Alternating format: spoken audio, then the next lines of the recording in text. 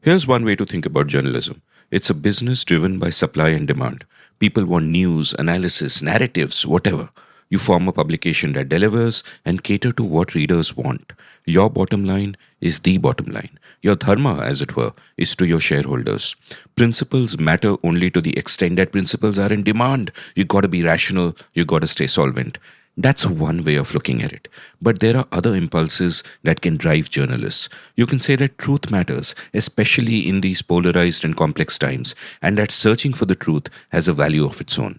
You can be driven by the urge to tell stories about the world that would otherwise be lost in the din. You can tell yourself that the world is often shaped by what we know of it, and therefore it is important to seek out the full picture. And you may believe that enough people share this view for it to be worthwhile, for the bottom line also to be taken care of.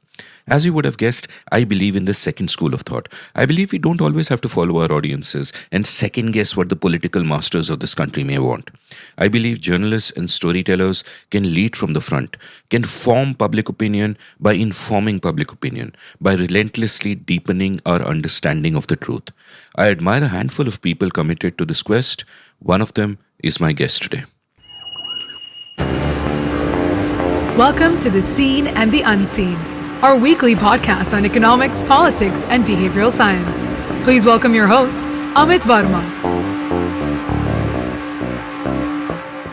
Welcome to The Seen and the Unseen. My guest today is Barkha Dutt, a fearless and pioneering television journalist who's seen it all. She's been at the front line of wars, terrorist attacks, and pandemics. While others sit at home and pontificate or signal their virtue or wisdom on social media, Barkha goes out there and reports.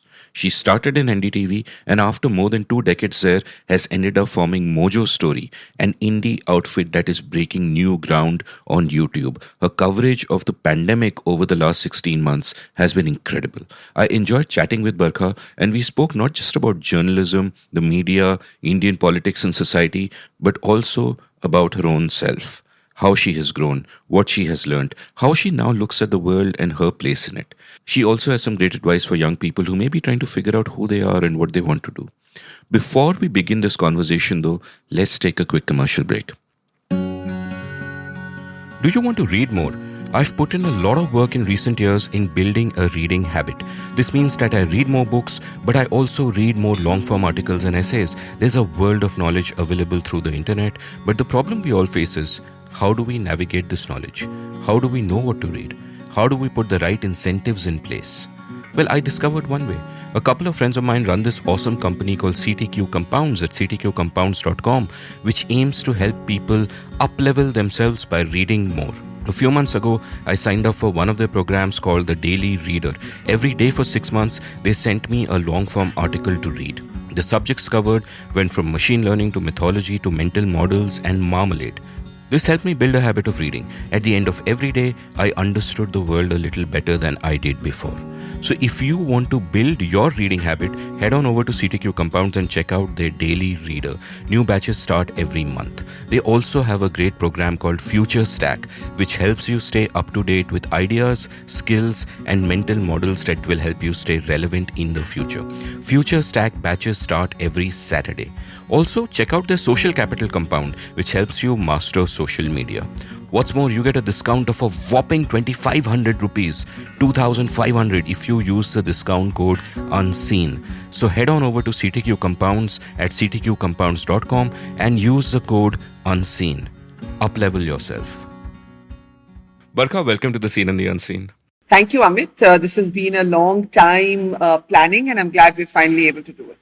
I'm glad we're finally able to do it. And in fact, I felt guilty even asking you because for much of this time in the last few months, you were doing so much incredible journalism and going out there while very few others were. And I thought I should not impinge on your time. But we finally managed to make the time and it's a Sunday. Now, typically, I start by asking my guests about their childhood and how they grew up and all of that, which I will do for you also. But before that, I'm intrigued by what your routine must be. And I'm sure all your viewers also must be intrigued at what is your workflow. What do you do on a Sunday typically? Do you get time to relax? What's all that like? Like, where do you find your me space? First, thanks, Amit. And, it hasn't been just a few months. I was counting the other day. It's actually been 16 months of pretty much non-stop COVID coverage. There have been some other stories that I've turned my attention to, but otherwise this has been a singular obsession for 16 months now. Sundays now are difficult days for me. Before my father died, and my father died to COVID earlier this year, a few months ago, Sunday was the day that all of us gathered at the family house in a colony in Delhi called Chankpura Extension. It's the house I lived in till I was 40 years old. And I lived with my dad in that house. He continued to stay there. And Sunday was always family lunch with my father. And we continue to gather even after he's gone at the house for lunch. And unless, there's something catastrophic happening or I'm traveling in terms of work. And otherwise, that's it. I don't have the idea or the notion of a weekend. I work pretty much through most weekends. Other than the Sunday lunch, which is some sort of time out, my weekday and my weekend is not that distinct. But because I think my team does need more time off than I do, we do try and not do any show or broadcast on Sundays unless we're reporting and traveling. Fabulous. Let's travel back to your childhood now. We are almost the same age. I think you're just a couple of years older than me. I'm 49. How old are you? I'm 47. Okay. So pretty much the same, especially depends on your vantage point. If you're 21, then yeah, Barkha and I are exactly the same age. If you're 48, we are not the same age. That's right. What I find interesting when I chat with a guest of this vintage on the show is that we are the one generation that in a sense had to learn about the world twice. Like earlier we learnt about it, in the pre-internet days through whatever we could get hold of. It was a question of what was accessible to us. You and I think, had fairly privileged childhoods, access to books, all of that was there. But the world was, remarkably close to us relative to how it is today. And then in my own case, there is another kind of learning about the world that happened when the internet came, and you could, you could read any book you wanted. You could get a wide cross-section of opinions rather than have it come at you through specific gatekeepers and all that. And that's another kind of broadening. And we are the one generation that kind of went through this, right? The people before us, the internet came too late for them, and those after us only know the world where all information is on your fingertips and you don't have to scrounge to somehow get that cassette mixtape recorded that you've been trying to for months. So for that reason, I always find it interesting to learn about the childhoods of my guests. So what was your sort of childhood like? Where did you grow up, and what did you do as a kid? What was your conception of yourself? It's a really interesting question, and I think that my childhood pretty mixed up, which might explain why my adulthood is just as mixed up. So I grew up in Delhi, but also partly in New York. So I had an atypical growing up for a middle class family, very middle class family, salaried employees as parents. My father worked with Air India as in the commercial and tourism department, and my mother was a journalist, pretty big trailblazer for her time, worked with the Hindustan Times. Till the age of 5, we lived in this neighborhood called Sujan Singh Park, which is, next to Khan Market in a rented flat. And then my father's family, which had come in as refugees from what is now Pakistan during partition, they had been allotted a small little plot in Jankpura Extension, which was really a refugee colony. And my parents were able to build a house on that. And then from the age of 5 to 40, I pretty much lived in that house where I just spoke about having Sunday lunch. But in the interim, my father got a pretty longish posting with Air India to New York. And my mother, because she worked with the Hindustan Times here and did not want to give up her job, but then took a sabbatical, worked with the United Nations in New York. So my sister and I spent our early years shuttling between these two cities and actually studying in two schools simultaneously. So we studied in modern school in Delhi, and we studied in public school 99 in Kew Gardens, Queens in New York. And therefore we had a pretty muddled, not a typical childhood, probably more global exposure than is possible for middle class Indians, especially those of us, as you said, of this vintage. But equally, while in Delhi, still have very distinct memories of, the 1 rupee book from the colony library, such as it was, the camel guy who would come around, the guy who would come around with swings, and you'd pay them, and, you do those rides in front of your house. had a tire strung from a tree as the swing that you could step out and play on. So it was a strange mix of a very typical, ordinary, middle class home in terms of economics, but unconventional, at least for what my mother did for her time, and atypical for the global, somewhat westernized early exposure we had because of my father's posting. So I think there was a little bit of there was a kind of a hodgepodge in the growing up. And do you think because of this kind of hodgepodgeness and this almost metaphorical fact of, being in two schools at the same time, did you feel that that set you apart from the kids around you? For example, when you came back to India, that they looked at the world in a certain way and you had another layer to your understanding, not in a judgmental way that this is, of a good or a bad thing, but just that you see some things differently and your observations of them would have been partly from the outside and therefore kind of more interesting than just one girl looking at another girl, but you've also got that extra layer there.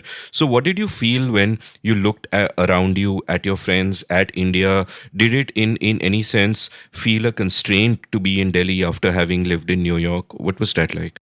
Well, I mean, now that I think of it, I think maybe I was always a little bit of a misfit. Like, I think I do today feel very much like a misfit. And when you ask me the question and I look back at my childhood, I think I was a misfit, not just because of this sort of bicultural upbringing, but also because of the way my personality was. And so before we come to what happened when I came back to Delhi, I grew up, if there's any other city I could even consider calling home after India, it's New York. But I grew up in a racist New York. I did not grow up in the New York that the world knows today as this all accepting, you can be whoever you want to. This was still the early 70s. There was still a lot of, a kind of white assertion. My mother, who used to wear saris and used to walk us to school and used to wear a bindi, was taunted. I have very distinct memories of kids running behind us and taunting her for her bindi and her sari, not being especially friendly with me at school. There wasn't that complete fitting in there. And I don't think that there was a complete fitting in here, which doesn't mean that I didn't have an easygoing personality, but I didn't always have a gregarious personality. And in fact, like my mother wrote a series of stories about a semi-fictionalized character named after me in a children's magazine called Target. And one of the stories that she wrote in this Barkha series was called Barkha and the People Tree. And it was about this girl who, on family holidays, when the cousins were all playing amongst themselves, would choose to sit under the people tree and have a conversation with the people tree instead of talking to the cousins. So when I think about it and I piece all of this together, maybe I was always a bit of a misfit. There was an interesting book which came out in the 90s, which was really controversial. It's a book called The Nurture Assumption by Judith Rich Harris, where she kind of argued against a myth that parents really form their children. She looked at different studies of twins who were separated at birth and so on and so forth. And her kind of conclusion, which was backed by the science and which was very sort of solid, was that kids, when they're growing up, are shaped more by their peers and their parents. Like, of course, they get their genes from their parents and all of that. I mean, it is what it is. But apart from that, they're shaped more by their peers. Now, in your case, you say that one, you were a bit of a misfit where you were people tree and all that, and maybe you were shaped by the people tree also. But at the same time, just looking at the bare biographical details, that your mother is a path-breaking journalist at a time where it was much harder for a woman to be a path-breaking journalist in India, and both her daughters have also gotten into journalism, which kind of seems to go against the normal kind of grain there. So if I were to ask you what shaped you, like one, what was your conception of yourself as a teenager, for example? What did you want to become? What did you see yourself as? And two, what kind of shaped you? What were your big early influences in that sense, if you can, put your finger on it? So I think that the binary doesn't hold, right? Like I can trace back distinct influences that belong to my parents in different ways. I think it took my father to die for me to realize what an overwhelming influence he had been in my life. I had always identified with my mother. She had the more dramatic story. She had the story of being the first woman war correspondent of India. She had the story of being the rebel who walked into Hindustan Times and was told by the editor, well, if you want to be a woman journalist, we can send you to cover the flower shows. She had the story of the struggle, the rebellion, the fight, the gumption, the courage, and she died when I was really young, which also amplified her influence. And then it took my father to die for me to realize that actually he'd been my main parent just by the fact that he'd been around longer and for decades. And there were other values that I had drawn from him that maybe I hadn't even consciously realized. But it's equally true that I believe that who I am was also very formed in the ages between 18 and 20, where I went to college, the kind of friends I made, the kind of broad value system that took roots then. And it was not, in my case, it's unusual because I did not come from a typically conservative family in terms of values. So my peer values were not at odds with my familial values. And sometimes that happens. But for me, there was a sort of continuum that was possible. And so I do feel that if I'd studied elsewhere, my school shaped me in being this sort of tough nut and, extracurriculars and playing basketball and doing theater and doing all of that. But in terms of core values, I was shaped very much by my college and my parents. So I think for me, it was both. But in terms of the self-image, I don't know, I don't remember my self-image before my mother died, but I have this memory of being a nightmare daughter, extremely rebellious, extremely surly, broody. My mother used to call me Grumps even when she was alive because I was this broody child, thought too much and argued too much. And I think in my image of myself growing up, I was the ultimate rebel. I thought of myself as very rebellious. It's taken me to get into my 40s and almost 50 to kind of say that my life is actually pretty pedestrian and boring almost, like I think now. But when I was 13, 14, 15, I thought of myself as this grand rebel. That was my conception of myself. Wild child. I wanted to imagine myself to be a wild child. I'm horrified that you should describe your life as pedestrian. What about the rest of us then? You kind of alter your own standards, right? I guess that's what happens. You have a conception of your life.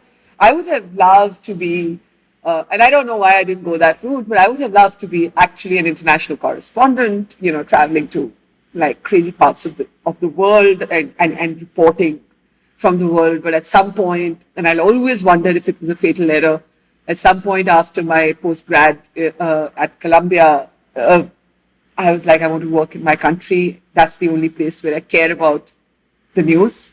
And I came back. But, when I say my life is pedestrian, like I'm saying at the end of it, like what is so rebellious about what I do? Okay, there are certain things like I'll get into a car and I'll just sit in the car and go and cover COVID when very few other people will. I have a capacity for risk taking, but on a day-to-day basis, I live a pretty mundane life. I think, one of the themes that I have been thinking of in recent years, and that also relates to one's conception of oneself, is that one can define oneself or one can form one's conception of oneself by thinking about the things that we want to do. Or one can form it by thinking about the person we want to be. And I think just looking back when I was much younger, the mistake I perhaps made was forming that in terms of the things I want to do, that I want to do A, B, C, these are all my achievements which I want to be lauded for and blah, blah, blah. And as you kind of grow older, at least in my case, the realization came that that is a mistake. And one, of course, it is easy to rationalize it as a mistake because one hasn't managed to do most of them. But the other part of it is that that's not really a road to happiness. I think it's much more thinking about the kind of person that you want to be, focusing on the concrete details of everyday life rather than abstract goals and dreams and whatever. But they're not abstract, right? They're not abstract. Sorry, complete what you're saying and I'll respond. So, no, I was just leading up to one, has there been a sort of a evolution in that conception of yourself, perhaps along these lines, perhaps along different lines in your time? And what I was also intrigued by is where you said that there was no difference between the influences from your peer group and your familial influences because what held them together was this bedrock of values. So can you talk a little bit more about that? Because that seems to be more indicative of, who you are, rather than whether you were an international correspondent or a local reporter. I do try and persuade myself that work is not everything, but like for me, literally work is everything. right?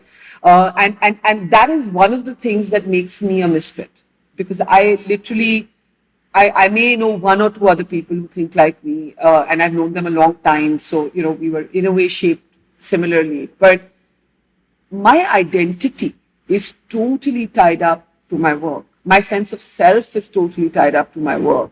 My sense of purpose is totally tied up to my work, and my sense of happiness is totally tied into my work. So when people say work-life balance to me, I don't even begin to understand what it means, because I carry my work everywhere, and equally the reverse is true. We sometimes carry our home into our work, and we carry our work into our home. So I've never understood this millennial idea of work-life balance, but I literally am quite, I would say, unusual. Also, I've been told, I'm not trying to romanticize myself, but this is what I'm told, that I can work non-stop. I can just keep working. I, get off on it. I thrive on it. It keeps me occupied. It keeps me sane. It keeps me happy. It defines me. So I'm never tired. I might be tired and the damage shows in other ways, but I'm never consciously, I'm too tired to do this. So that's what I meant by saying that, you keep trying to talk yourself into, life is elsewhere. Oh, I wish I could also do this. Oh, I wish I could also do that. But actually, if you took away my work and you gave me all those other things, I'd be miserable. So that's the first thing. Then, in terms of core values, I'm not saying that how my father and mother thought and how my friends at St. Stephen's College thought is very similar. I'm sure had my mother in particular remained alive, she would have possibly, despite being the trailblazer, been a more conservative parent than my father turned out to be. I think my father was also a little hapless, being a single father to two completely, uncontainable daughters. But what I mean is that there's this idea of integrity, which has defined my closest friendships, and which I think was a big cornerstone of what I saw happen with my parents. I saw both paying professional prices for holding on to what they believed to be correct, not hustling enough in their workspaces, getting left behind sometimes in their workspaces because of their idea of, integrity. And the second thing was just the stubborn individualism, right? That the thing that you will not be defined by anybody else's idea of you. And I think I remember watching my mother and learning this from her early on, that if you do well, sure, you'll be popular and there'll be accolades and there'll be a lot of love, there'll be a lot of great things said about you. But there'll also be a lot of dislike and a lot of resentment and a lot of pushback and a lot of bitchiness. And you're going to have to wear your skin so thick that you cannot alter yourself because of what is said about you. As a child, even I remember watching my mother go through this. My father was a different sort of person. My father was everybody loved him. My mother was much more like me, where she triggered love or hate. She just never triggered indifference.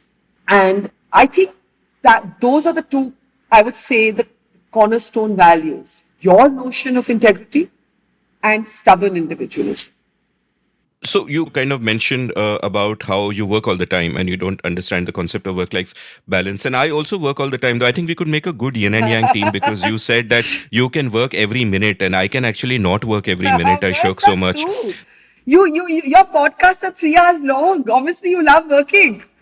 Well, I work for at least 3 hours every week. That much cannot be denied. But yeah, but it seems to me that one reason why both of us are like this, that we can, the lines blur, is that it's like that Venn diagram, right? Where there is a meeting point of what you love doing, what you're good at doing, and what people will pay you for doing. And wherever all three meet, that's what you should do. And that's what you are doing. And that's what I am kind of doing. And that's also what I tell young creators, that this Venn diagram becomes inevitable if you persevere at what you love.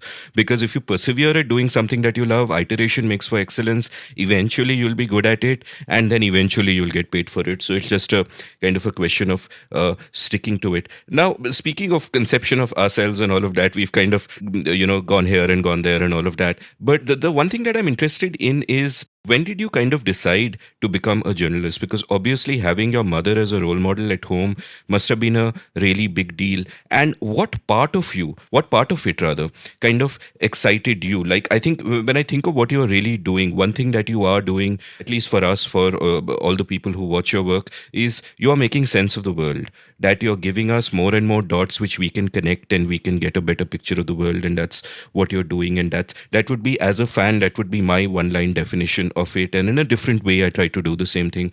So is there a way that, like, when you're drawn to journalism, are you drawn to, let's say, an aspect of it that I want to uncover something about the world? Or are you also drawn to that sense of adventure, that I will go out with my camera and I will uncover something and I will do investigation and all of that? So what drew you about it back then, and what do you love about it so much? Like, when you went out on the COVID trail last year, right at the time the lockdown hit, and what you've been doing for all these months, that is out of obviously love, and it's a labor of love. It's not about the money, it's not about how many people are watching.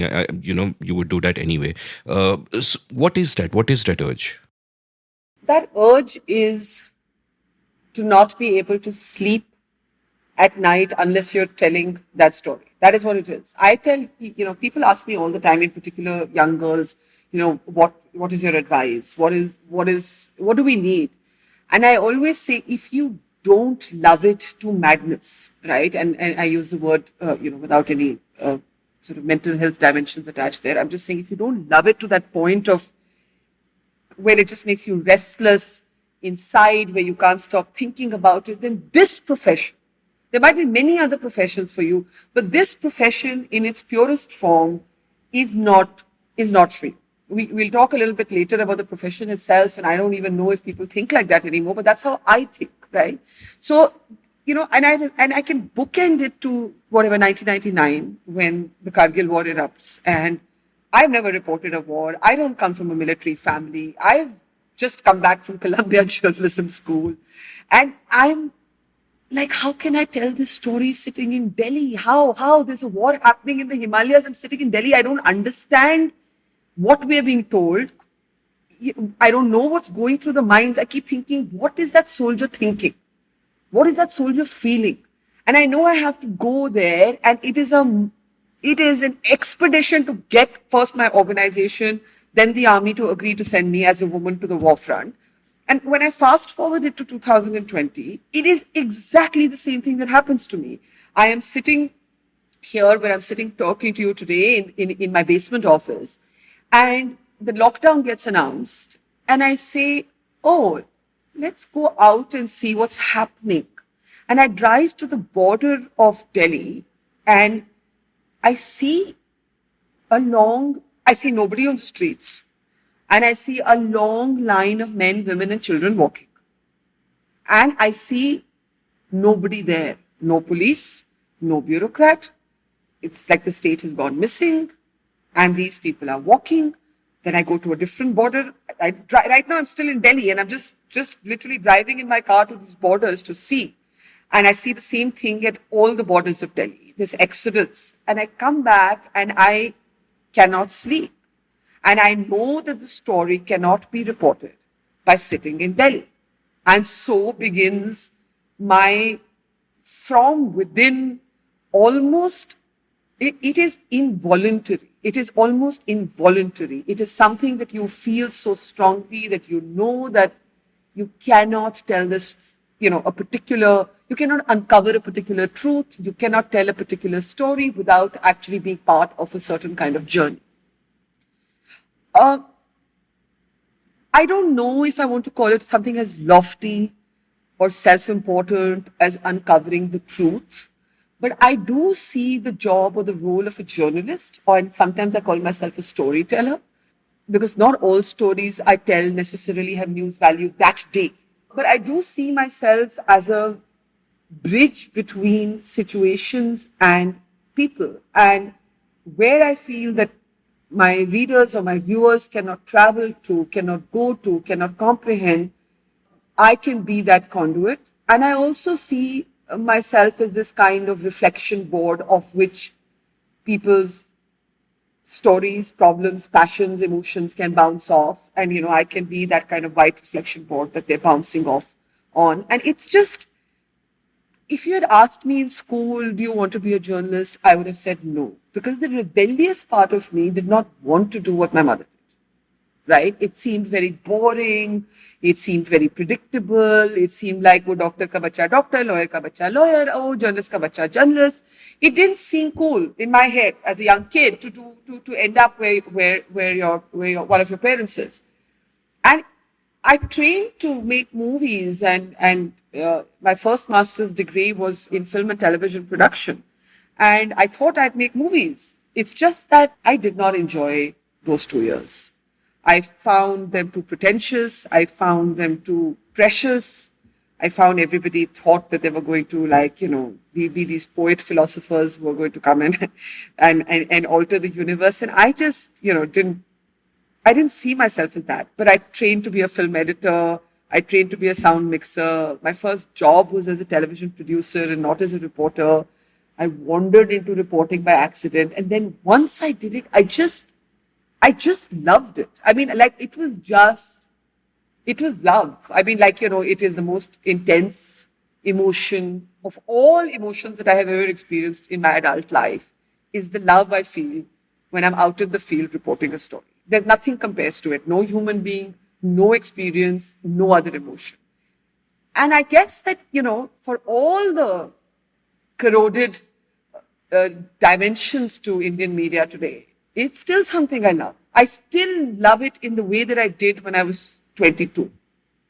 Wow. So, did you actually see yourself then as a filmmaker, or did you hang out with all these people wanting to be the Indian Goda and say that, no, not for me? And I mean, if I'd had one more class on jump cuts and profundity and oh God, I just couldn't do that whole, I almost switched off watching movies because I was so miserable with that sort of worthiness, that worthiness that I don't have that worthiness. I think one of the reasons, I mean, we know that the right wing doesn't especially like me, but one of the reasons that there are sections of the left, I think that despise me just as much, is that I just am not able to feel. I'm not able to feel an ideological worthiness about. I feel I have my values. There are things that I feel strongly about, and I will fight to the end about those, right? But I find it very difficult to be affiliated to a thought, to a ism, to a, and one of the things that puts me off, and I'm sure there are people who think that I think of myself as worthy, and we can't control other people's perceptions of us, but I am put off by worthiness, the sense that we are so deep, we are so artistic, we are so creative. So, so to that extent, and I remember when we were at Jamia, people used to smoke in class. And imagine they used to think that this was cool. And the teacher used to smoke and the students used to smoke. And I never used to smoke. And I was made to feel like I was like this bore, right? And so it was all this sort of, gold flick creativity, if you will. And I just was a misfit. I was a total misfit.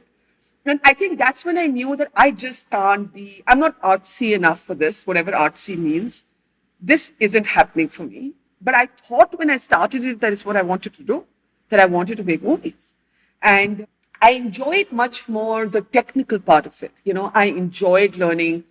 Even today, it's painful for me sometimes to watch Netflix because I can tell where a shot ends and another shot begins because my eye is trained to see it. I can understand sound.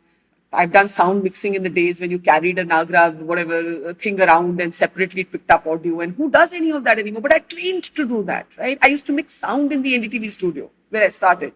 So I like the technical stuff.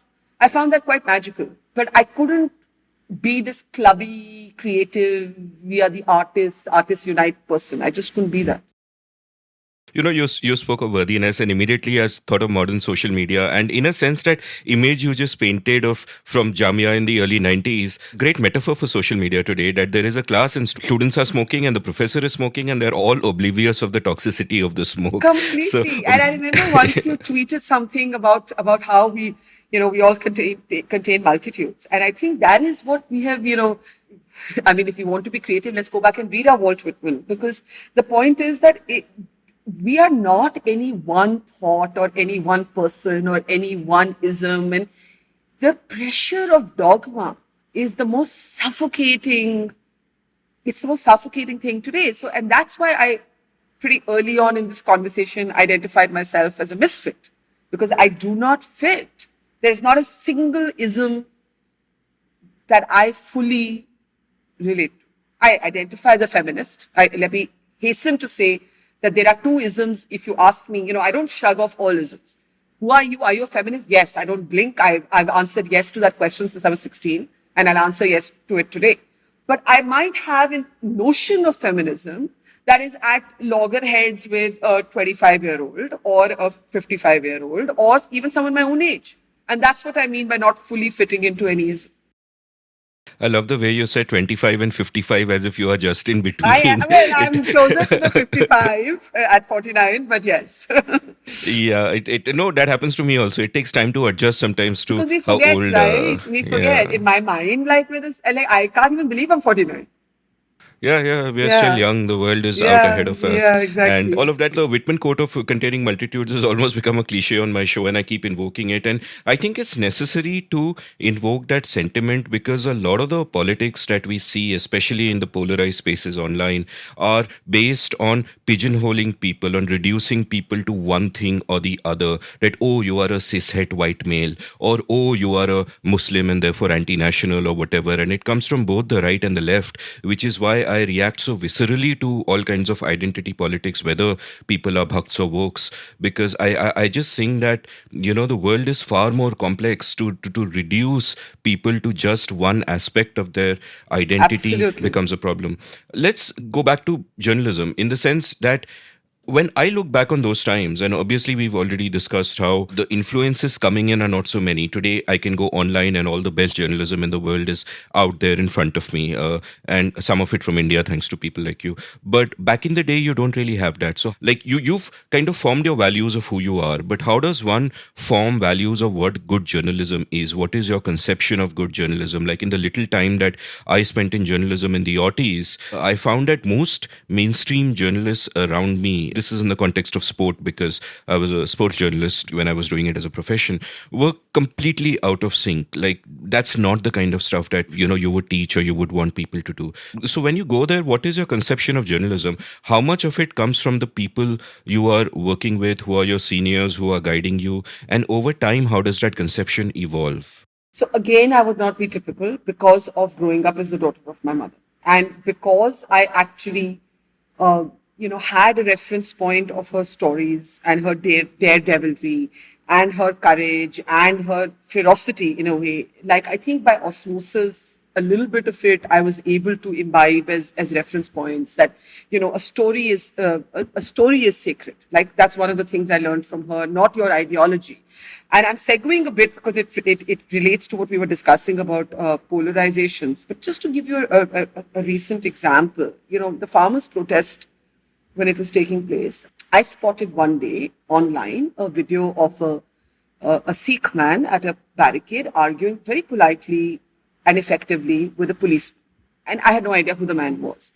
So I started talking to my small team and I was like, hey, do any of you know who this guy is? He seems like an interesting person to interview. So they said, oh, his name is Deep Sidhu. They found out his name is Deep Sidhu and he's an actor from Punjab. I had no idea who he was. I was like, oh, he's speaking so interestingly in this video.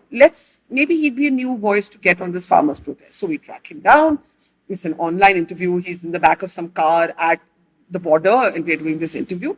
That particular day, the sort of right-wing trolls have gone on saying that the farmers' protest, farmers have been spotted with Bhindranwale's pictures in their pockets. This is a Khalistani movement, so on and so forth. I haven't seen this myself. I have been to report by then a few times and I went a lot after that as well. And I hadn't encountered this. But it was very much a kind of online trope. And I thought that I would ask him about it. And my expectation was that he would simply dismiss it and we would move on. And it wasn't even the sort of centrality of what I was asking. And I asked him about Bhindranwale and I was absolutely taken aback because he launched into this long defense of this guy. And so he and I ended up having an argument. And, usually I don't think that the views of my guest have to be my views, and I'm able to hear something that I find unpalatable. But it was a very abrasive sort of exchange, unusual for me. I wasn't shouting or anything, but I was saying, look, you're defending a terrorist, and I'm extremely uncomfortable with you defending a terrorist. He assassinated an Indian prime minister, etc. And he was like, he was giving his view. And then I said, let's agree to disagree. And we moved on, and the interview finished. My younger colleagues who were working with me at that time said to me that I should not have asked him this question because they felt that it would hurt the cause of the farmers. And, that had we played into, in their minds, a right-wing trap, right? So I said to them that, look, the story, and when I use the word story, I mean it loosely for that issue that I'm reporting on. The story is sacred. Whether the outcome or the process of getting that story is a set of things you like, don't like, it ends up hurting the side that you don't identify with, has to be irrelevant to you, right? And we had a pretty fraught argument. And sure enough, in the 24 hours after the interview, I had a whole bunch of people on the left on Twitter attacking me for being a sellout to the BJP, for just asking these questions. It was only many months later that Deep Sidhu gets outed as the guy who actually sabotages the farmers' movement on 26 January and ends up being that extremist that he had clearly shown himself to be. And I remember telling Yogendra Yadav this in a subsequent interview. I said, you remember that interview I did? And all of you said to me, oh, you're pandering to the BJP. If you had just flushed out this guy then, because he had indicated who he was. Now, I bring this up because there is such an ideological filter that we put on the process of reporting today, right? I learned from my mother that you pursue the story, not the outcome. The outcome is not relevant to you, right? It has to be the process. You have to contribute with the process. So when I am walking with migrant workers, I find it bizarre, the number of people who ask me, why didn't you give them a ride in your car? I mean, I can explain to everybody that in my Maruti Ertiga, 4 people fit along with my clothes at the back. But that is not the point. My role is not to ferry one family, then a second, then a third. I can't do it anyway. If I could at some humanitarian personal level, I did, but that's not my professional role. My professional role is to tell that story and hope that that story will lead to the policy change by which they will no longer be working, right? So for me, the first value is that the story is sacred. And I know what you'll say, and I take that point, that ways of looking, editing, who you interview, what your camera angle is, visual grammar, they're all subjective. Yes. But over so many years, I've done so many stories where the outcome has not been one that I like, but I still believe the story to be sacred, right? So, for example, in 2019, I came back and I told every single person I knew that Modi was going to sweep the election.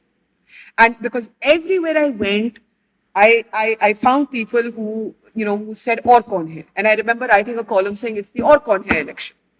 And none of my liberal friends was willing to believe me. Not one of them was willing to believe me. Today, I tell them that it's my sense from doing travels across India that people are very sorrowful, but they're not enraged. And therefore, I don't think that there will be a political consequence for the mismanagement of the pandemic. And the mismanagement is acute. And I've never minced my words in calling it out. But nobody wants to hear this. So when we put these filters of our own preferred outcomes on the process of telling a story, it is very problematic. So my value above all values is the story is sacred. And the second old-fashioned value that I have is that you do not force a person to talk. By which I mean, yes, it's easy to caricature, even all of us as Mike chasers or whatever, Mike chasers or whatever we call. I have chased a few cars in my younger age, and mostly in funny moments, like mostly when there be police barricades around them and you're not being allowed to get in. So it's more actually trying to break the barricade than to force the person to talk. But I believe that I'm not comfortable with sting operations. I'm not comfortable with hidden cameras. I'm not comfortable.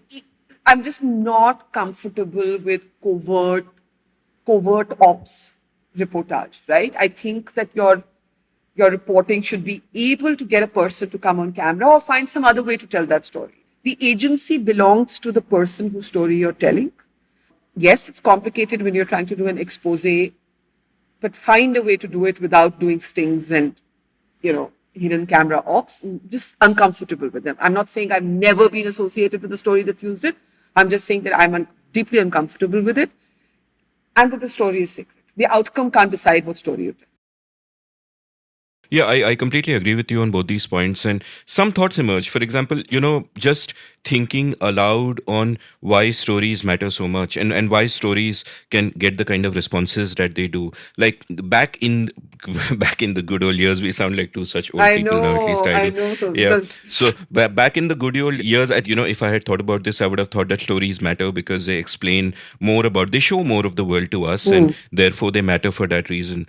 But today they, invoke such harsh reactions because people have formed narratives for themselves of how the world works, and they want your story to either confirm that simplistic narrative, or you are therefore an enemy, which is why someone like you is always getting attacked on Twitter by one side or the other, or both at the same time, because nuance is not acceptable. Either your story confirms a narrative or it doesn't, and either you're kind of with them or you're sort of not. Now, what I hold and what I think to some extent I have discovered through doing the podcast is that these are vocal minorities.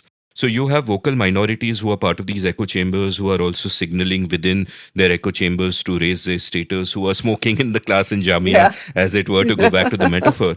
But there is a silent majority out there which gets what you do, which wants depth, which wants nuance, which appreciates that good faith effort. And I would imagine that someone like you would probably get a greater sense of that silent majority because you are interacting with many more people in the real world and in the road, and not just in the screen matches of Twitter. So what would your reaction be? That's such a great point, because I always say that, when a lot of people ask me, hey, don't you get, destabilized when you're attacked like this on Twitter? And I'm like, of course, like sometimes it can be hurtful, sometimes it can be enraging, but it's not my experience of the world. It genuinely isn't. My experience of the world is actually more positive than negative in terms of the reaction that I receive. I meet students all the time. I meet old people all the time. For me, the loveliest thing is people talk to me like they know me. Like just complete strangers will have full conversations with me about their lives.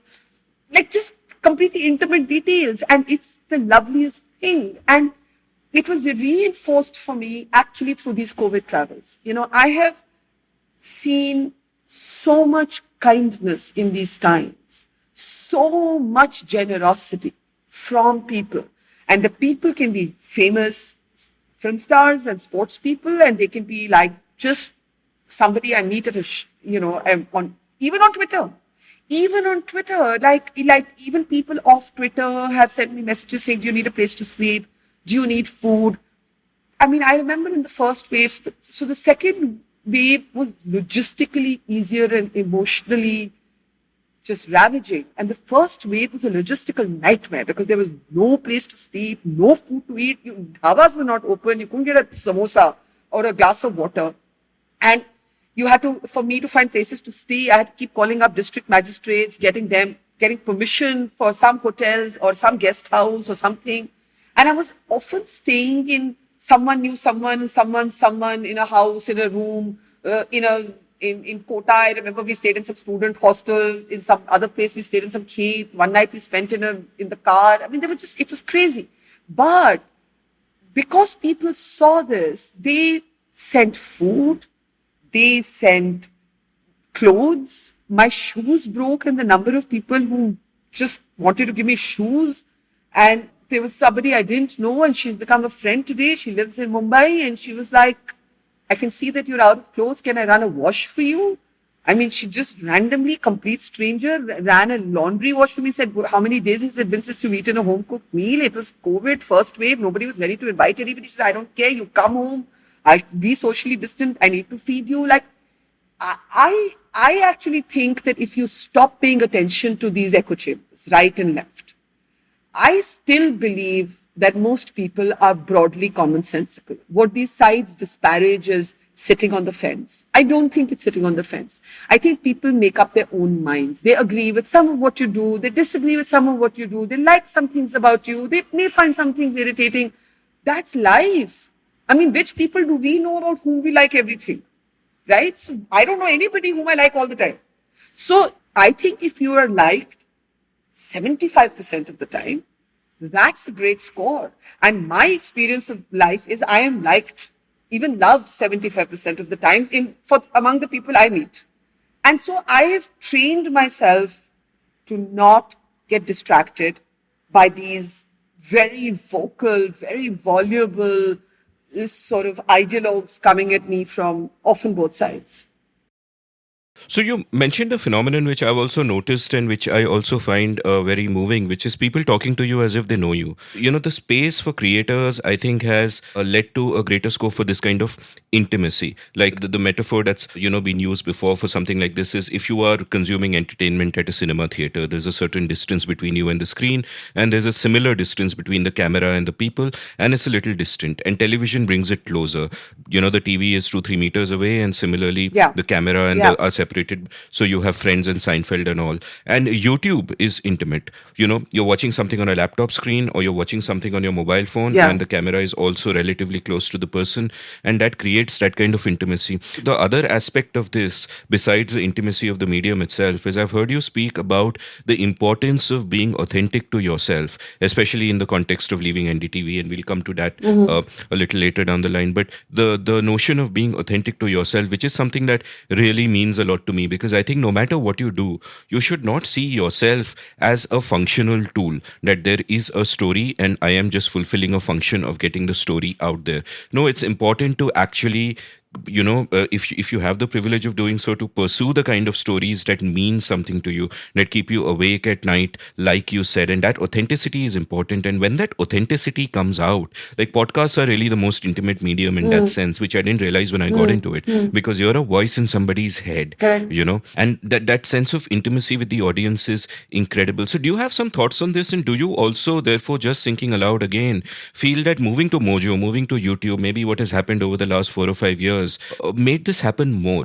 Because now you're working for yourself, you decide what stories you want to do. So on the one hand, you don't have to follow what a corporation may feel is the right thing to do, and on the other hand, you're not somebody on a TV screen, you're somebody on a mobile phone which they're holding in front of their face. So has this made a difference in, one, how you're received, and two, then in how you view yourself and the kind of work that you do? So I think there are two questions there, so let me answer both of them separately. They're linked, but first on authenticity. This is something I really feel strongly about, right? And it comes down to even the clothes you wear, how you dress, what you think you need to look like. And it is perhaps even more important to drive home this message today because, because of my work, I am forced to be on certain platforms that I may have chosen to avoid otherwise. So one of them would be Instagram.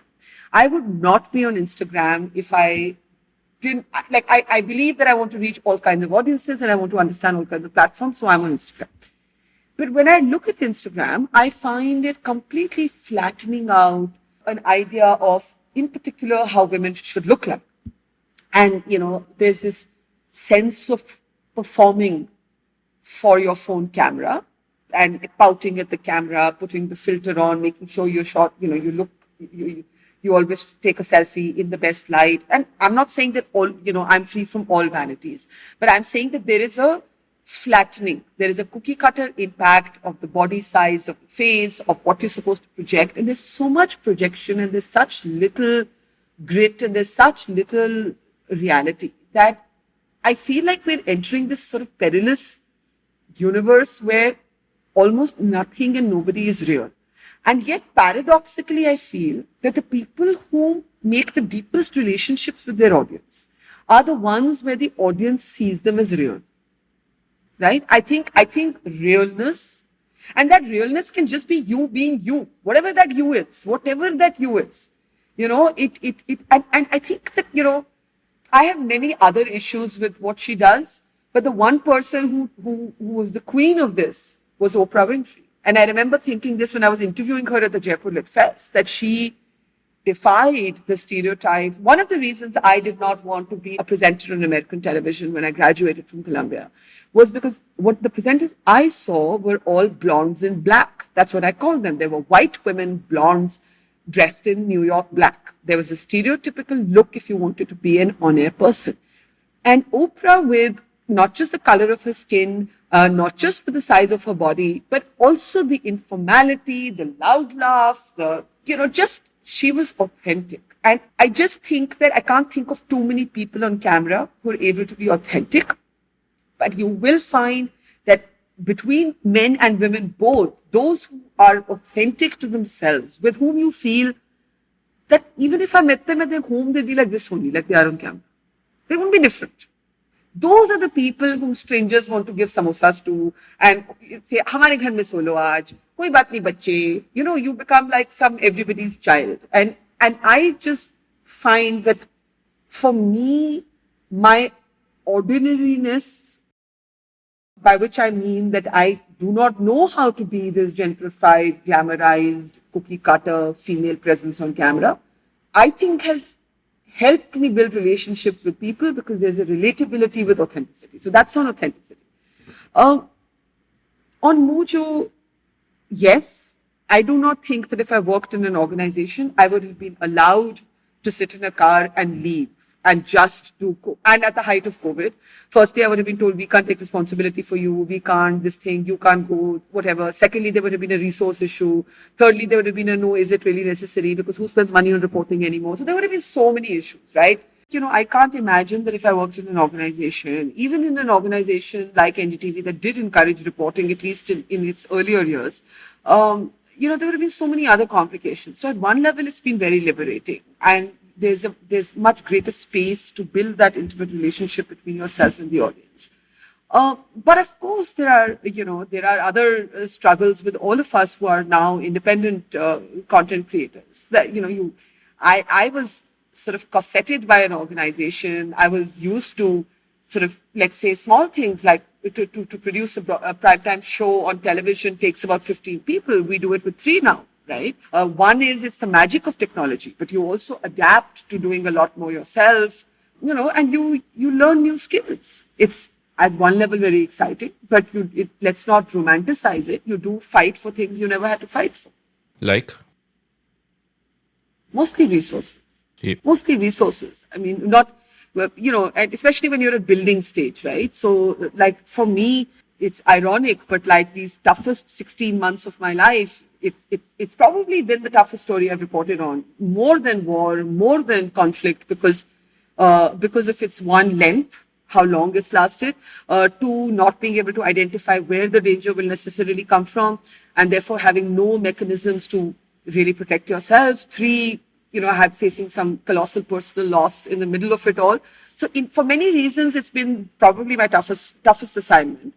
And yet it's been so rewarding in terms of how quickly we were able to reflect in our audience size. We started at about in October of 2019. At that time, my YouTube channel, which was just like this parking lot, I did nothing with it, had, I think, 80,000 subscribers. And, we're at 630,000 today. And it's all been through COVID. It's just been for our work. Nothing else, not one. I haven't spent a paisa on digital marketing. Not one paisa. Nothing. It's just pure organic thing. So at one level, like all this sort of BS that people aren't interested, people don't want to watch this. This is not true. In fact, our numbers begin to fall when we aren't out there reporting. That's when our numbers fall. The moment we are, it could be farmers, it could be Hathras, it could be the Delhi riots, which is when we kind of started.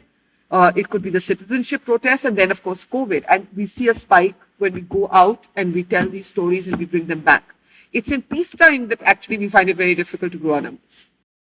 Yeah, so before we get back to your personal journey, and I keep making these digressions, so apologies. But before we get back to that, I'm also struck by a strand that came up when you were earlier giving your two-part answer, and the second part of that was where you spoke about your ethic in terms of approaching the people that you do stories with. That you don't like sting journalism, for example, and neither do I, because I think that the means are never justified by the end. That even your means should be above board and should respect consent and all that. So there, I agree with you.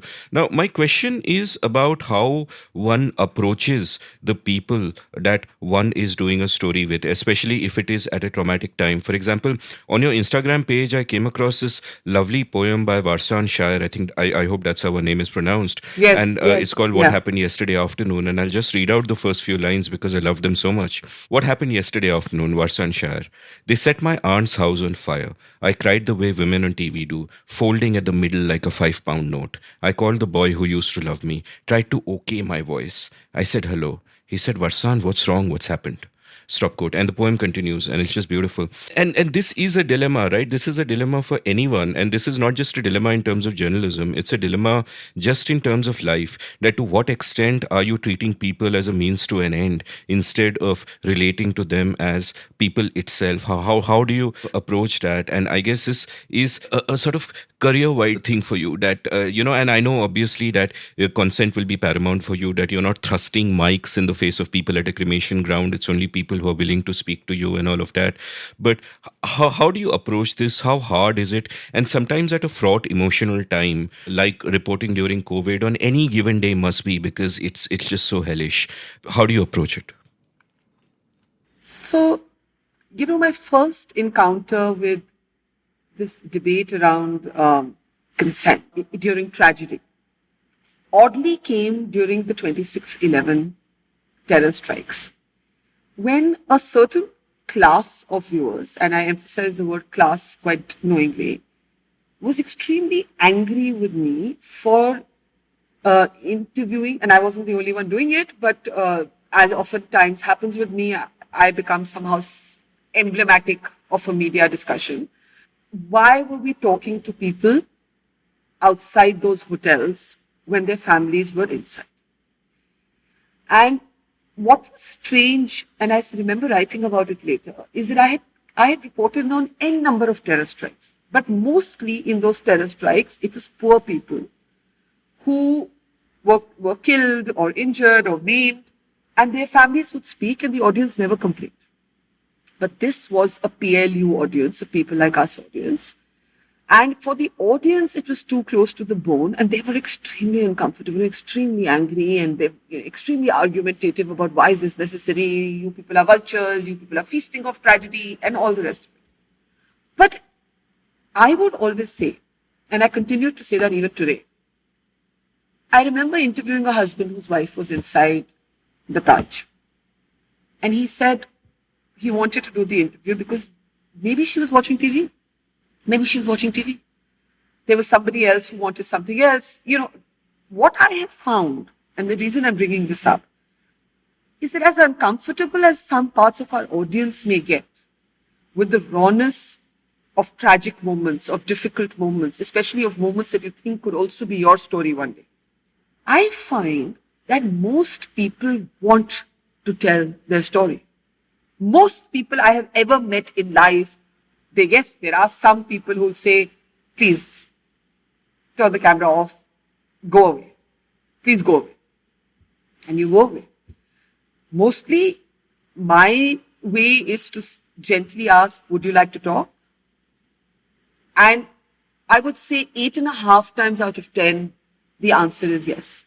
And when there are grave tragedies, great losses, great churn in society, just at that precise moment when you think that the world is about to end or things are so insurmountably difficult, you would be surprised, but everybody wants a personal history to be recorded.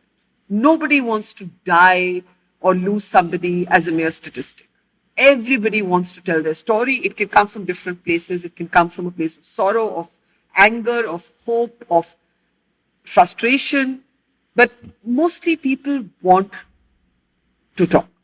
Now, what should be your emotional tone? Some 25 years later, one of the things is that I never watch anything I do. Because if you play back what you do, you'll just sound weird to yourself, right? On the odd occasion that sometimes it plays back to you in the middle of a show or some clip plays, there is something, firstly, it's very weird to watch yourself. So I just don't do it. But of course, you can never reach that, you're never so good that you look back at everything you do and say, you always think, oh, maybe I could have been a little softer, or why was I being so loud, or maybe I was too emotional, or I shouldn't have done that. So you'll always have a little bit of doubt about the pitch of your tone, about the questions. So I'll give you a small example. Like I edited it out because it sounded so abrasive, but about the kind of mistakes one can make in a difficult moment. This is not in the context of COVID. I was interviewing an Afghan parliamentarian who was deported from India when she landed. And she said, I'd come to meet my doctor. And I needed to go to a hospital. And very naturally, it came out from my mouth. And it came out wrong. What were you being treated for? Right? Now, what I meant was, did you need a doctor in an emergency? And did anyone at the airport, were you in the middle of a medical emergency? Or were you kind of having some long-term treatment for which, yes, you had a doctor's appointment, but there wasn't an immediate medical crisis. And because of sheer experience, I was able to recover and say in the next sentence, I'm so sorry. What I meant by that was I wanted to understand, were you having an emergency that needed immediate medical attention? But the sentence was so intrusive that I edited it. And my point is that the best or the most experienced of us make mistakes when we are having difficult conversations. And these are extremely difficult conversations. And you will never fully like yourself for how you behave in them, because you will always feel that you could have been a little better, a little more sensitive, etc. And it is a skill to draw people out in these times without imposing on them, right? So there's always that slight amount of self-doubt.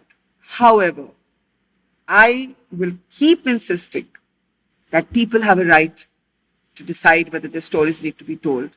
And history is written and recorded by the testimonies of individual stories. And therefore, one way of reporting the Kargil war was to talk about the Bofors gun. But another way to report the Kargil war was to interview Vikram Batra. And that is why Vikram Batra, and to ask Vikram Batra, aren't you scared? To which he said, ye dil mange more. To which is the reason that 20 years later, he is still so iconic, right? You need now you could say, why are you interviewing a soldier? The soldier's in the middle of a war front. Is this the time to ask him, aren't you scared? In today's age, the same audience that celebrates Vikram Batra for that interview would shit on me for asking that question. Right? Or sections of that audience. And that's the hypocrisy and the kind of short-sightedness that has entered our media discourse. I think people must have the right to decide whether they want to tell their stories. And none of us can judge that. People have the right to say yes or no. And if they say yes, they have the right to tell their stories.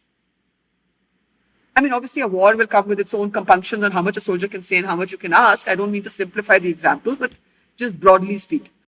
Yeah, I mean, it's ultimately all about consent. And if the person telling the story has consented, then it's kind of silly to blame you for asking the question. The other thing that I feel is that as long as you're not being intrusive, it's necessary to just keep asking, no matter how banal it feels, because you never know what might emerge. Like, I was very moved by the story you did during COVID of this 9-year-old in Bhiwandi who was, getting on a bus to go to Azamgarh, and you asked him, what does the COVID virus mean to you? And he said, iska matlab hai ki mujhe bhuka rehna padta hai. It means that I don't get anything to eat. Yes. And that's also such a great moment of show don't tell, because you ask a question about a virus, but that one answer just reveals so much about society and about, just so much in that one sentence, which just becomes a standout moment like that.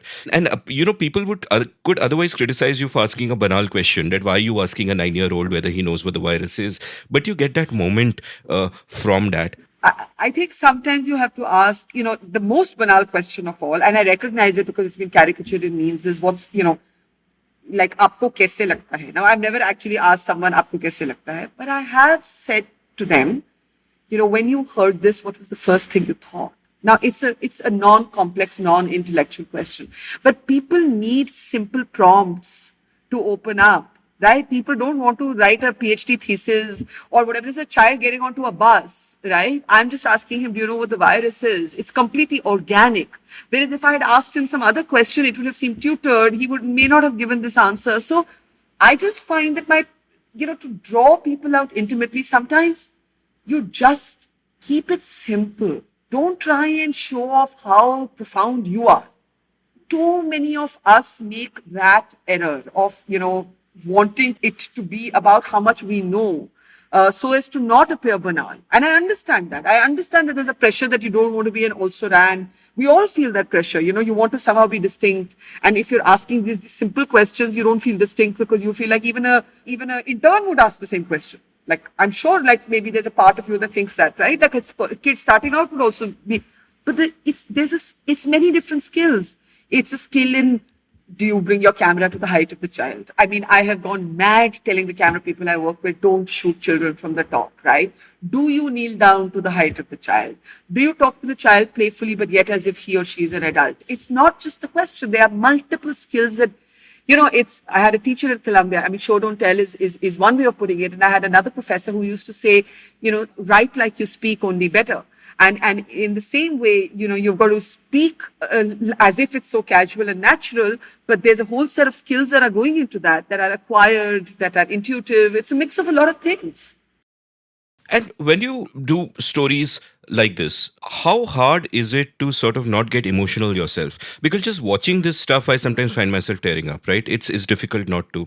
If you're actually out there reporting, I don't know how I would manage, frankly. So do you then, with practice, train yourself to have this extra layer where you kind of step outside of yourself a little bit and you realize that you don't want that kind of reaction coming from you? You've just got to be cool and calm and kind of continue doing what you're doing. Is that something that you've had to do? Because in many of these difficult moments, you've been calm, you haven't broken down, but at the same time, you're engaged, you're there, you're not just a blank face.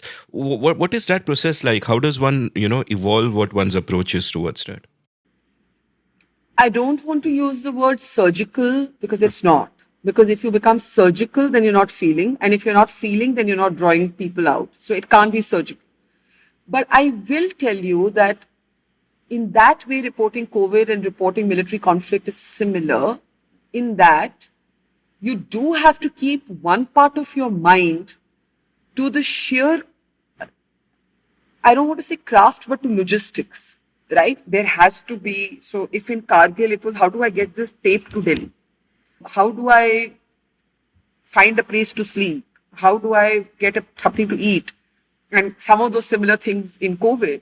What it does is it displaces fear, which is very important in difficult situations. Because if you're scared yourself, if I'm going to go into Dharavi, which I remember the first time I went to Dharavi, people were, are you crazy? You're going into Dharavi in the middle of this COVID. What are you doing? So you have to put these things you have to take the precautions that you know how to take, and then you have to leave the fear. So there's that. The fear has to be displaced. The second thing is that you have to allow yourself to be emotional, but not to a degree where you lose craft. So it comes back to authenticity. You have to be as you feel in that moment. But this is where experience counts. Because over the years, I have been in these situations. It's not my first time, right? I remember I was doing a story on Leelavati, who was an old woman sitting outside the Bandra railway station in Mumbai. And she'd been abandoned by her family and she didn't know how to get back home. And she started sobbing and I just couldn't help it. I had to hold her. At that time, we didn't know enough to know that it wasn't by surface and whatever. And she was an old woman and we got her onto that train. But I had a 19-year-old producer at that time. She was just out of college and she just wouldn't stop crying. She couldn't film because she was just looking at this and she was sobbing. Whereas because I have seen so much tragedy and so much distress and so much violence and so many bodies, and my heart was breaking, and it was breaking enough to be engaged with this woman, but it was able to have one filter that still allowed me to function. So functionality doesn't go, though sometimes, very rarely, it does. And in COVID, I can remember 2 times when I have lost functionality. One was in the first wave when I was interviewing somebody, in a doctor in Chennai.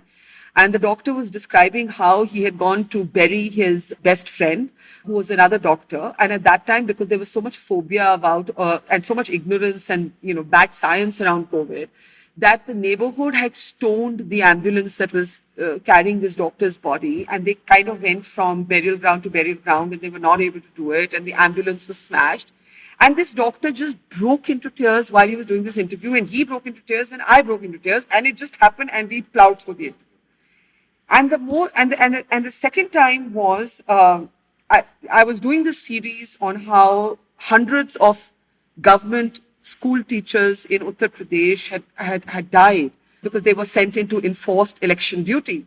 And actually, of all the mistakes that have taken place by the government and other bodies during COVID, I feel the strongest about this because in every other case, whether it's electioneering or Kumbh Mela or whatever other Eid celebrations or funeral processions, there was a certain amount of choice that was exercised. It could be ill-informed choice, but it was choice.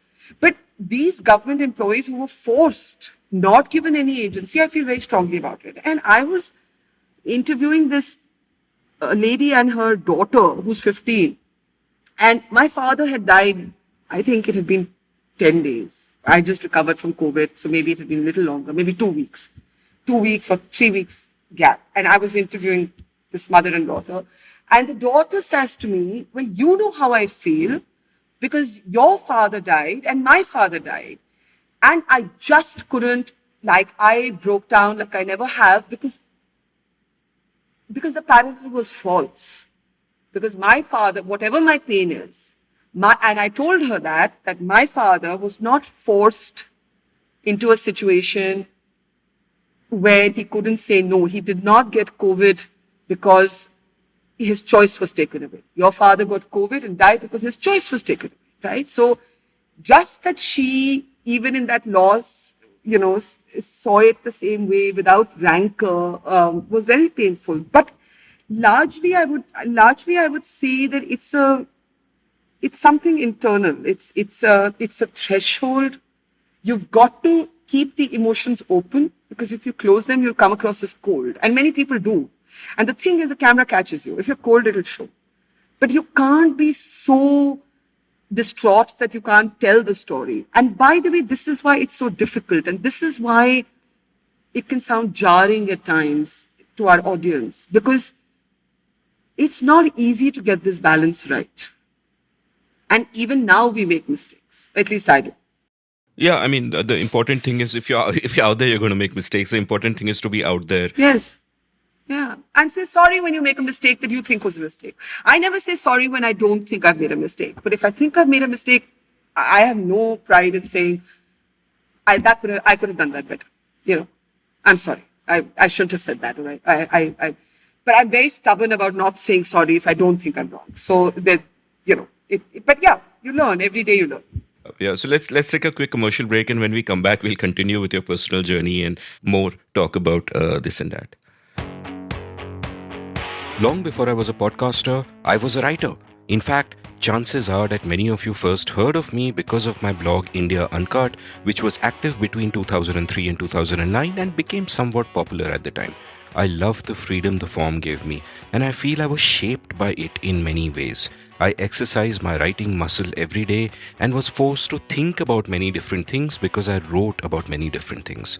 Well, that phase in my life ended for various reasons, and now it is time to revive it. Only now I'm doing it through a newsletter. I have started the India Uncut newsletter at indiauncut.substack.com, where I will write regularly about whatever catches my fancy. I'll write about some of the themes I cover in this podcast and about much else. So please do head on over to indiauncut.substack.com and subscribe.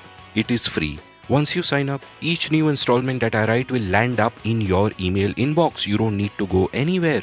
So subscribe now for free. The India Uncut newsletter at indiauncut.substack.com. Thank you. Welcome back to The Scene and the Unseen. I'm chatting with Barkha Dutt about her remarkable career and, of course, how journalism is today. And where we kind of left off last time is you had just hit NDTV, and it's almost like you're on the ground floor of an India remaking itself and of this new media coming up, right? When that happens. And just as, journalism changes, India changes. So tell me a little bit about that kind of journey. Like, what were your early years at NDTV like? Where did you think it was all going? What were the things that excited you back then? Like, of course, you read Kargil, and that was a big story and that excited you. But apart from that, what was the kind of work that you like to do? If you were then to be asked that, when I'm 49, I will be this, what would you have said? So, firstly, I think it's very important to understand that much as I disparage the state of television today, I see myself as a child of television. And what I mean by that is that when I joined NDTV, most of my colleagues were converts from the print media. And I was a pretty rare entity who had basically done college, done mass communication, and then come into it was my first job, and I never worked anywhere else. And I very much saw myself as a sort of child of the visual medium, which I continue to do. I do write today, but I still very much see myself as a visual storyteller. So that was the first thing. Second was that, as you said, I think the journey of the media in India has mirrored, reflected, and perhaps altered the story of India as well. Like, I think all three are true, right? So I start NDTV at a time when there is no, the only private broadcast journalism that exists is a half-an-hour capsule made by NDTV for Doordarshan in English by NDTV, in Hindi by Aaj Tak. So I'm literally there at that journey of private television news. And it is obviously coinciding with, the media playing more of a role in how politics is shaped. This thing that we now take for granted called narrative. The narrative, what is the narrative? What is a politician's story? In those days, it was reflected in very simple ways. You had these performing politicians. You had a Lalu Prasad Yadav and a Farooq Abdullah who would perform for camera, and then you automatically assume that they were better politicians because they knew how to perform for camera. So you saw all of these as I said, media reflecting India and India getting altered by media and vice versa. And even today, I sometimes wonder, does media reflect the polarization or did it contribute to creating it? And I suspect both of it is accurate. So I continue to want to keep one foot in technical production. So for a long time at NDTV, I wanted to continue to be in what we call the PCR, which is the back-end control room.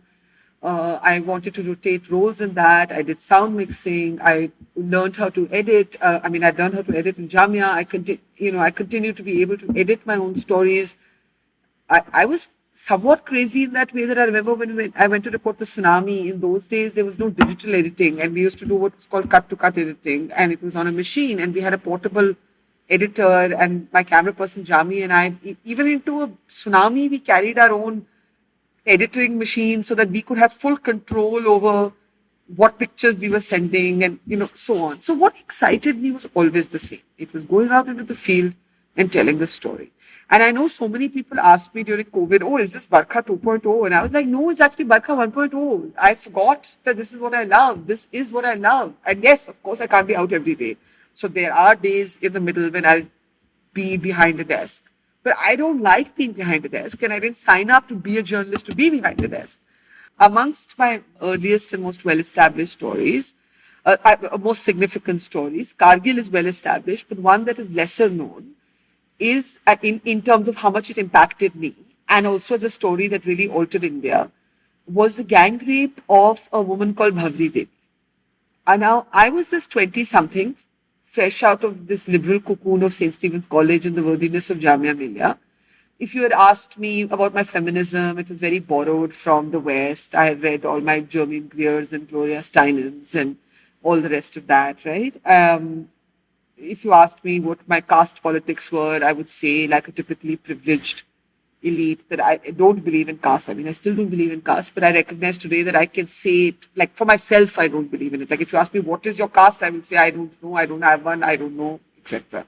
But today is that recognition that I can say that because I'm not oppressed on the basis of my caste. But as a 20-something, I didn't recognize that. I just had these very simple-minded notions.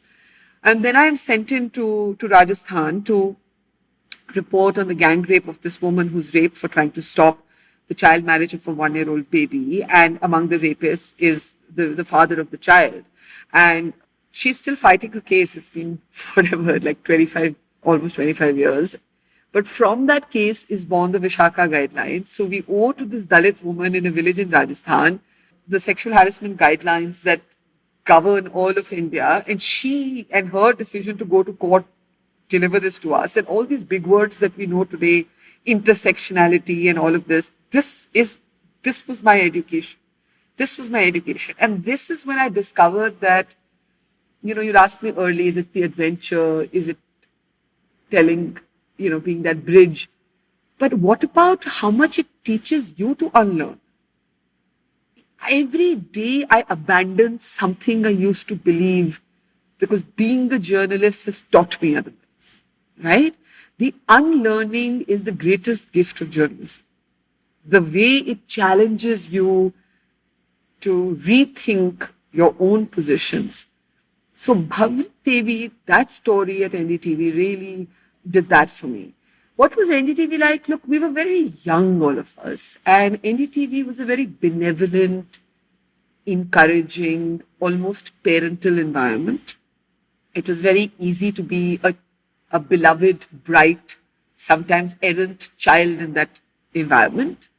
And that is what it was like. And the tensions began as they do even in families when the child grows up and develops a personality of their own that is no longer necessarily the best fit for the way the family has been used to bringing up the child. Right? So, of course, those early years were very heady, and they were heady for a number of reasons. I think there was genuinely a belief that we were all going to be storytellers. It was the glory days of television, not in the ki wo kitne achhe din the, but in the resources available to be able to go out and tell a story, travel budgets, the emphasis on pictures, not sort of the reductionist talking heads driven sort of journalism, very sort of starry-eyed about journalism will change the world, all of that, right? I mean, they were just very, very intense, exciting, educative years. And being a first generation television journalist, I always believed in the medium. I didn't disparage the medium like so many people who were in it and disparaged it, which I never understood. I was like, if you hate it, why are you here? Right? I mean, my disillusionment with it came much later. Like, I think in the beginning, I mostly just loved it. And how much of the disillusionment has to do with content and how much with form? For example, as the years go by, as politics intervenes more and more and the media landscape changes, there are pressures on what kind of content you can put out there and what kind of content you can't. But at the same time, in terms of form, also, did you feel that you were evolving beyond those cliched tropes, like you mentioned, talking heads on television, or there are even those talk shows like you used to host We the People, where I was a guest 3 or 4 times I remember back that. in the 80s, where Smriti Irani got angry at me backstage because on your show, I think you had asked me, do you believe in sacred cows? In the context of, there was a show on the national anthem and flag and all that. You asked me, do you believe in sacred cows? And my answer was, the only kind of the sacred cow I believe in is a divine steak on my plate. And Smriti didn't take nicely to that. But, to kind of get back to the question, was that also a factor that in terms of form, you wanted to expand a little bit, that you found that these particular forms are constricting, and in fact some of them have become caricatures of themselves, like talking heads on TV, and you'll have like 15 windows on a Republic TV screen? So I have to say that the form was definitely a big part of the ennui for me, but I have to acknowledge my own culpability in it as well, right? In the sense that what I mean by that is that I don't know that anyone, even my worst critic, would ever call me lazy, but I feel I grew lazy. Right? I feel that. When I put a lens on myself and I do my own appraisal, for someone who has the energy to work all the time, it is not clear to me how I slipped into that space where I became an anchor. I never wanted to be an anchor. I only ever wanted to be a reporter. And I would keep telling all these young people who would come to NDTV and, they'd all want to be, supposedly want to be me or be like me. And I would be like, but all I want to be is a reporter and all of you want to be anchors. But I now understand that organizations had made anchors superior to reporters in what they were paid, in the time slots they got, in the attention they got from the organization, in the attention they got from the public, in the people that magazines chose to do profiles on, and all of that. So everybody wanted to be an anchor. And I think the form definitely started to bore me, but I started maybe in a phase in my life, there would still be breakout moments. Something would happen and I would take off. And that never stopped for me. As long as I was, in TV and even today, it never stopped. But the proportion of time I was spending reporting and the proportion of time I was spending in the studio changed. And I was spending way too much time in the studio. And some of it was budget cuts and, channels not wanting to spend that kind of money anymore. But some of it was, I guess, me. I mean, I that's why I'm saying I grew lazy. Like, that's what ennui is, right? Like, you know it to be stale, but you're kind of drifting along in that staleness. I mean, in the end, my parting with NDTV was not amicable. But if I were to be today with the benefit of, I'm calm and it's all good, and I look at it calmly, I think the mistake I made was that I should have left a lot earlier when things were still decent, they were still friendly, they were still pretty good. But I had clearly outgrown both the organization, not in a bad way. I just outgrown it. I was just that old familiar misfit, and the formats were boring for me, and I needed to go out there much quicker than I did. And for someone who's quite adventurous, the fact that I remained in the same job for some 18 years, 20 years, I mean, I don't know, I've now lost count of how many years, but that in itself is so counterintuitive. And so I should have done that a lot earlier. That was a mistake. And it soured things. I think it soured things at both ends. And that's the disaffection with the form and also growing out of the organization. But in terms of content, do you feel that there was pressure there? Like you've spoken about, how you were censored at one point at NDTV and you didn't like that. And do you feel that the imperatives for journalists in terms of the kind of stories that they choose to tell was changing in ways that were not palatable to you? Look, maybe I recognize today because I'm calmer that there is no completely free newsroom. That if we think there is in today's India, I don't think that newsroom exists. And therefore you look for the newsroom that allows you relatively the maximum freedom that you can enjoy, or you break out and you work for yourself, right? I don't think that there is this, absolutely free space for a variety of reasons. But what happened with NDTV and me, I think, was a lot of different things. So I've told you about the form. I told you about the misfit. I think growing up and becoming your own person, suddenly it's not the same easy fit, and you clash on a number of things. But certainly there were one or two stories that had been I want to say censored, but they were not fully blacked out initially. They were argued against. Parts of them were thrown out. Parts of them had to be argued through. I mean, I remember when there was this whole focus, for example, on Narendra Modi's that suit, when Rahul Gandhi had said "Suit Boot ki Sarkar," till it made its way to Parliament. NDTV didn't think we should report it because it was not their style to. It's his clothes. Why are we commenting on them? And I felt that it was a legitimate story, but till it actually entered Parliament, we were not given the go-ahead to report it. There was another story around Robert Vadra, and that took a little bit of argument and jousting to get through. And then finally, the surgical strikes happen after the Uri terror attack. And I am at the international border doing what I love, being in the field, and I'm looking at the consequences of what's happened at the border. And I get a call from the news desk from a colleague in Delhi saying that, hey, listen, this whole thing has become quite politicized because the Congress is now saying to the BJP, we've also done these surgical strikes and Chidambaram's giving these interviews. So can you get us an interview? Because he's not agreeing to, our people in Delhi have tried, they haven't managed. So I called Chidambaram, who I obviously, just by virtue of having been around so long, one knows most of these people now. And by the way, also in the BJP, it's not only in the Congress. And then I called him and he said, where are you? I said, I'm at the border. He said, I'm not going to do an interview with you while you're at the border. So when you get back to Delhi, you give me a call. So I came back to Delhi. I called him. We did an absolutely anodyne, in my opinion, boring, unremarkable 10-minute or 15-minute, I don't remember, interview. And in which he repeated the same thing, that the BJP is politicizing the surgical strikes, etc. And this is not on. There are posters of it in UP and something basically. I think Parikar was the defense minister, if I remember correctly. Why are there posters of the defense minister? Why is he saying this?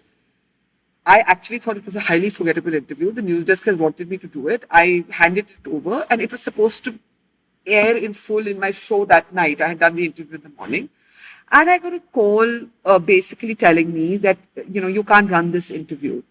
Sorry, but you can't run this interview. And I was like, why can't I run this interview? And they said, no, because, it's politicizing the surgical strikes, and this is the moment for us to stand by our army. So I said that, I said, one, that I don't think it's an anti-army interview at all. It's an anti-politics. In fact, it's a pro-army interview in that sense. And I said, to what extent will we apply this policy? Because the story has clearly entered the phase of politics. So if we don't run Chidambaram, tomorrow if the BJP says something, we won't be able to run the BJP. And how many people will we stop? So this argument to and fro went on. And I said, well, I have to inform Chidambaram that his interview is not coming. So what should I say? Say we have decided to withhold it for this reason. So I texted Mr. Chidambaram and I said, I'm really sorry, but the interview will not be running, and it's a decision taken right at the top. It's above my pay grade. And they believe that this is a politicization of the military strikes. They don't want to report on. I was flying to New York that night. I just written a book and I was going for some book event. And then I saw that Amit Shah was holding some press conference and Rahul Gandhi was holding some press conference. And so my colleague called me and said, you're going to have to sort this out with the Roys, because how are we going to cover this story if you're no longer covering politics or what politicians are saying? I said, how can I sort it out? Like, I'm just following instructions here. The next morning, the Indian Express had a front page story on the fact that Chidambaram's interview had been dropped, given to them by Chidambaram. I think Chidambaram had said that the anchor sent me this message saying that it was a decision above her pay grade. I was at this event in New York where Shashi Tharoor was on the panel, and he asked me about it, and I had to repeat it and say, it's above my pay grade. He said, do you agree with it? I said, of course I would agree with it. No journalist would agree with it, but it's not a decision that was in my hands. What could I say? That was what I thought was the appropriate thing to say, trying to be civil, remain loyal to the organization, but at the same time say, as a journalist, I'm uncomfortable with what happened. And then the last sort of crazy development in this story was that there was an internal email that was sent out, which basically said that we will not be reporting any political proclamations around this because we will not be taking a position against the military. And somehow they felt that it was the same thing. And that email leaked, and The Wire published that email. And I don't know if they thought that I had leaked that email. I don't know what they actually thought, or that I was not organizationally loyal in defending that decision when I was asked about it externally.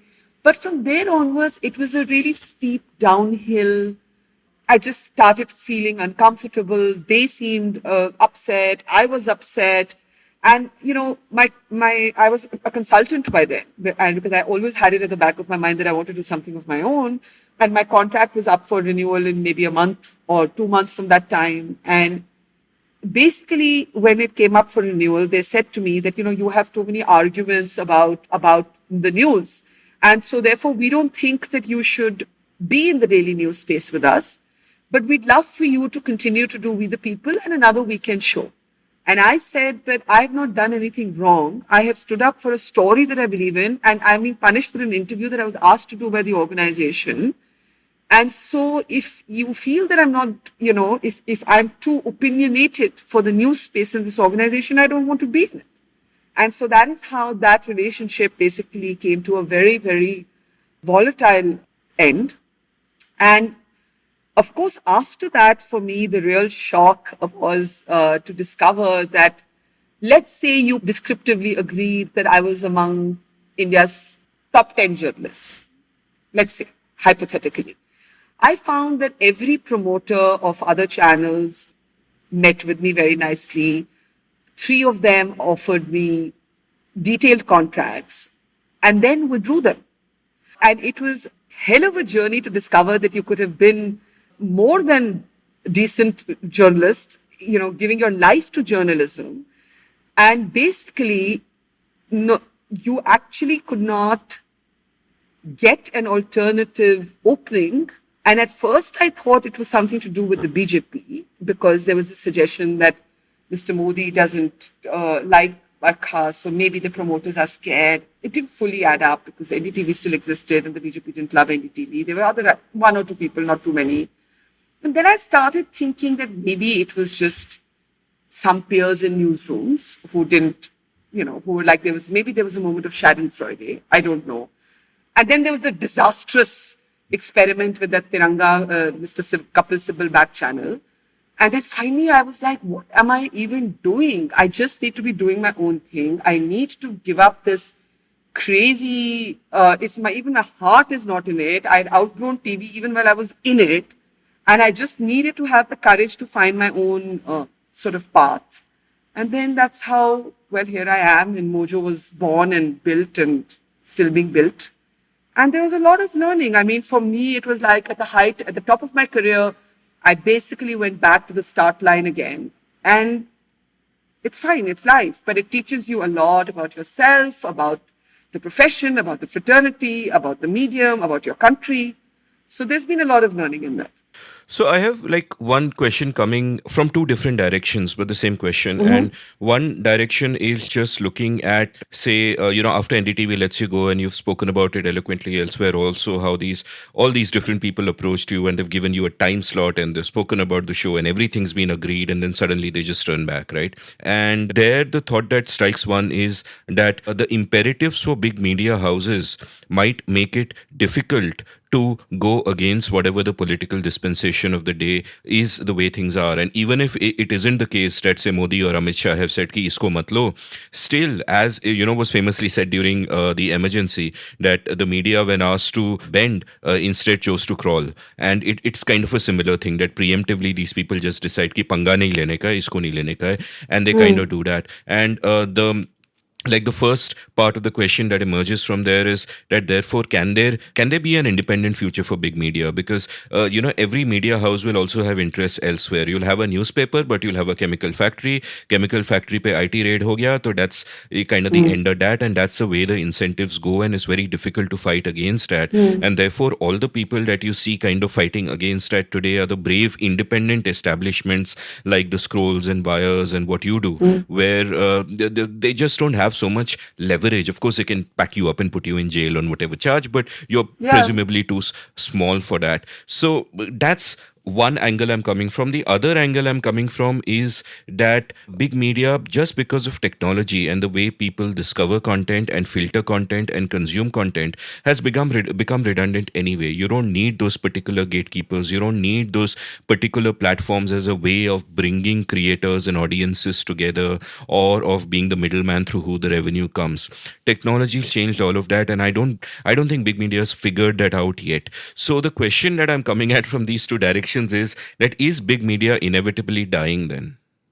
Let me answer the second one first. One learning in COVID it has been exactly this, that technology has been so disruptive that actually, if you have a reasonable understanding of certain production barometers, which I do because I did 2 masters in establishing those. So what I mean by that is that if you see the programs on Mojo, they will not look like a Zoom call. So there will be some effort put into lighting, into sound, into graphics. They may not be they may not be at the top scale of what I want. And as I grow, I hope to keep improving that. But there will be an effort to professionalize the look. But as I told you, what used to take 15 people to make an hour of live streaming is now done by 3 people. I have even done shows where sometimes, it's been a Sunday like the one I'm talking to you on. Suddenly I have to do something. I'll come from my house into my basement office and I can toggle my own show just because I know the software. I can toggle it. I can take the banners. I can take the graphics, and I can anchor while doing all of this. If you had asked me this like when I was at NDTV, I'd say it's not possible. It's not possible. And the other thing is that, if what has happened as we all get used to and this is a very strange thing that has happened during COVID. is because virtual became so normalized. So if earlier there might be somebody who chose to be mean about the fact that you weren't sending them an OB van or a live view camera unit, today you would not be considered smaller or bootstrapped if you said, here's the link, join us on this link. Nobody thinks like that anymore, right? I think, and the third thing is that the power of storytelling is now what sets you apart. So big media with all its resources, and when every time I say this, I get a pushback on Twitter, and I continue to repeat it because I believe it. I believe big media flunked the first COVID wave. They flunked it, right? They just kept interviewing doctors, the same doctors. I'm not saying that there weren't some local city reporters who were exceptions. I'm saying largely the trend was big media was too terrified to step out into the lockdown and report the story. And therefore, people like me, another person who I think is just he's a photographer, is Praveen Jain. He works with the print. 3-4 people like this whom I can cite who just went out there. The people who went out there, it actually just after that did not matter whether they were in organizations of 1 or 4, they were making more impact than all of these big corporate organizations. So technology plus passion plus effective storytelling equalized that opportunity. So yes, I do think that if independent media is supported either directly by audiences or advertising learns to shift to it, I do think that big media is slowly getting redundant, almost there. The only time it has an advantage over independent media is when something colossal happens and you need 40 things. Let's say, God forbid, the planes went into the Twin Towers. You'd need scale to be able to tell. So we don't have scale. Yet, I think I reported COVID on a scale that no big media house did. The kilometers, the states, so you have to find, I think there are ways to do it. I think there are ways to compete. And if you look at YouTube numbers, you'll find that small media and big media are competitive in numbers.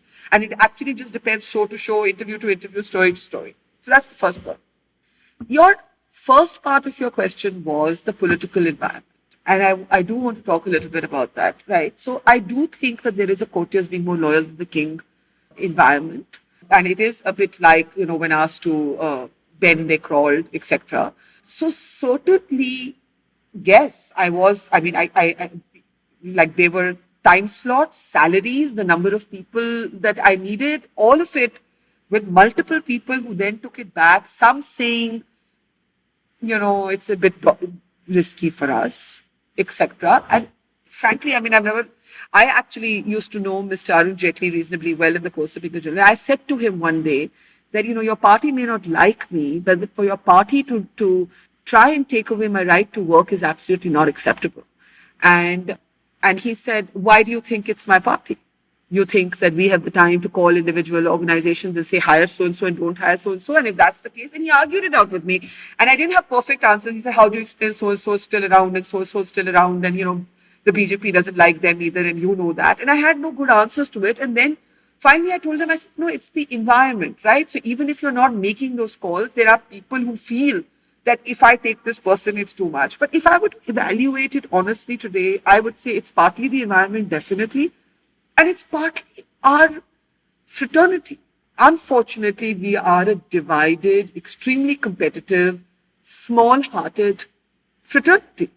And we enjoy when somebody whom we compete with, we think is down and out, or one less person to compete with. Why would I allow my competitor into my newsroom?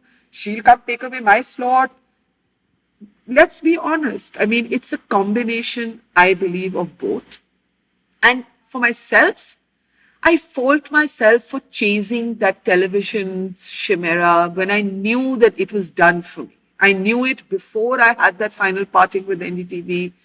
If I had just been more authentic to myself, I would have probably left on better terms. I would have left at a more, earlier. I would have had more years to build Mojo, all of that. So, of course, all of it is simultaneously true. Since we got back to talking about authenticity, being authentic to yourself. There's another kind of aspect that comes to mind, and one aspect is, of course, you're moving from one form to the other, and you are kind of doing the kind of stories you want to do. Now, earlier you spoke about performative politicians, which was very much a thing that I remember from the 90s. And one of the things that you obviously encountered a lot is politicians who were playing to a certain script on camera but were completely different off camera, and therefore everything that they are presenting on television, and therefore everything that you are showing off them on television, is in a sense constructed. It is a sort of a battle of narratives that is playing out there, and off screen everything is kind of completely different. So how does this affect the way that you look at the sort of storytelling that is going on? Because at some level, even when you're chasing a story, you're constructing a narrative of it in your head, which is very much, of course, shaped and limited by what we ourselves are. But then, I mean, if you're authentic to ourselves, that's perfectly fine. We just put in the best faith effort that we can. But when our subjects are politicians, when you see that they are one thing on screen and another off screen, then what is the value of telling that story which is on the screen? How do you kind of get past that? I mean, I have to confess that I have had to, I won't say I've given up reporting on politics, because you can't in this country. It's a deeply political country. But, that conventional form of political journalism, one, I think I don't understand data and caste in the way that so many other people do. And I think without that understanding and without that love, you can't really get into the underbelly of the electoral process. And that leaves the sort of more cosmetic interview format with these politicians, right? I do it. I'm not saying I never do it, but it's not interesting to me. It's not especially interesting. It's not especially challenging, and mostly for that reason that there's very little discovery in it, right? So you almost do it because it's something in the news. Sometimes there are characters that are interesting to people. So, for example, if Tamil Nadu has this new finance minister for a while, he's interesting because he's interesting for that context. He's having some battle with Sadhguru. He's a believer in a Dravidian party. So it's a very specific, finite context, right? But there's very little discovery. I also think I'm bad at it. Like, I consider myself a very good storyteller, but the one thing that I don't tell interestingly is politics. I don't know how to make it interesting. And what happened was that, when I was in NDTV, in mainstream media, the hierarchy was so tilted towards political journalism that you kind of felt that you couldn't be very much if you weren't going to cover politics. And so there was always this pressure, and it was also a male-female thing because, men were reporting politics, and, there was that pressure that you felt for yourself. And I tried, but I frankly find it, I won't say boring, but I would say unexciting. So I agree with you. I think there's very little discovery possible in political journalism, especially in India, where, unlike, let's say, the Washington Post, where I'm a columnist, you had spoken earlier about, and I didn't address that, about the corporate ownership of media. Either your institutions have to be so free that Jeff Bezos has no say in what Washington Post writes. And one of the reasons for that is that Jeff Bezos' companies are not controlled by the government. How his business grows. So here it's a very complicated thing. One of the reasons that corporates are scared, and I'm not defending them, is that governments can control the outcome of the future of that chemical plant, or, that fertilizer plant, or someone who needs a license, etc. Right? So they will then use the media either as prestige or vanity or influence. And the moment they're using it as that, you're never going to be institutionally free. And without institutional freedom, I don't know if there's an interesting way to report politics. The only other interesting way to report politics is one that I'm weak at, which is to use data or caste. And I'm weak at both of them. So I personally, if you will see, I don't do that much political journalism in the way that I once used to, because I've recognized it not to be my strong suit. And you mentioned Sadhguru a little while, and I was kind of searching for the work that you've done online, and I came across this really old interview of yours with Sadhguru, which I chose not to click on. Kindly do not be offended by that. It's not because of you, it's because of him. But the question here is that in the course of your work, you come across, and I don't know if you'll consider him unsavory, but I certainly do. But in the course of your work, you'll often have to interact with many unsavory people that you would otherwise not want to interact with. And of course, doing what I do as a little labor of love, I have the luxury of not inviting unsavory people on my show. But you wouldn't always have had that, especially when you were at NDTV, or especially if you have the imperative that if something is newsworthy, if it is in the news, I have to do it. I have to kind of cover all of those, even if I personally find the idea of talking to this person abhorrent. So, how does one deal with that? And is it easier now that you are on your own and you can pick and choose who you talk to and so on? It is much easier now. It is much easier now because it's only my decision. And I'm not always consistent with this. So because one part of me feels that we can't just be interviewing people we like, right? Like, and I like such few people. I'll have no interviews. So I mean, in a genuine way, I like such few people, right? So the point is, like, but more seriously, like, I don't think our subjective likes and dislikes should determine who we talk to. That said, I do believe the interview format in particular is a format that civilizes and mainstreams. And I can tell you two interviews that I have refused to do. One is of Hafiz Saeed, which was offered to me. I said there's no way I'm going to interview him. I can imagine doing a narrative, ground reportage driven, this is the headquarters of Hafiz Saeed. And in that context, where I can provide context, maybe getting two short sound bites from him, and because there would be an opportunity to place him in a narrative. But I find the interview format extremely, extremely civilized, right? And therefore, I do not believe that, at least I have it in me to call somebody for an interview and keep shouting at them and think, oh, you're a disgusting person. Like, I don't think that I've been brought up like that, however sort of South Delhi elite that sounds. So I said no to him, and I have stubbornly refused, and I don't know how long I can carry this on, to interview anybody from the Taliban. And I have been extremely uncomfortable. Even before they took over Kabul, I saw the spokespeople on these channels. I find it extraordinary that these hate-mongering anchors who will vilify any Indian Muslim who has a slightly contrarian view to theirs will give this respect to the Taliban spokesperson. And I don't know if this is a logical position for me to take, because they are now the government in Afghanistan. Now, am I going to say that this is a government that I will never interview? Because these are areas I do report on. So these are not easy decisions. I certainly think that the interview format is a form of legitimacy, mainstreaming, civility. But equally, I think that you can't just interview people you like. You have to interview people who are either newsy or who are interesting or relevant. And the Taliban is relevant, but how do you shake off the fact that they're terrorists? So, the honest answer is, every day I just take a subjective, that's the freedom of being on your own, right? You just take the decision that you're comfortable. Your audience understands, yeah. Yeah, and it's kind of ironic that you mentioned how all these Hindu right-wing anchors, will speak to them. And, they actually secretly want to emulate or try to emulate everyone they claim to hate. Like, they'll say they hate Pakistan, but they want to make India Hindu Pakistan. They'll say they hate Nehru, but all of Modi's top-down economic thinking is directly from there. They'll say they hate Indira, but that authoritarian streak and crush everything is directly from there. Ditto Sanjay Gandhi and ditto Taliban. Freud would have a great time with this, because there's so much kind of, it seems like, subconscious desire almost, right? To be what you loathe or claim to loathe, kind of, because you felt rejected by it or benchmarked against it. Or, the pushback against elites globally, I think it's partly explained by that sense of having once been excluded by it. Let's come to Mojo now. I mean, we can, of course, talk about Tiranga, but very briefly, that is that unsavory incident where you worked with Kapil Sibal and you stood up for some employees. It was a mistake. Yeah.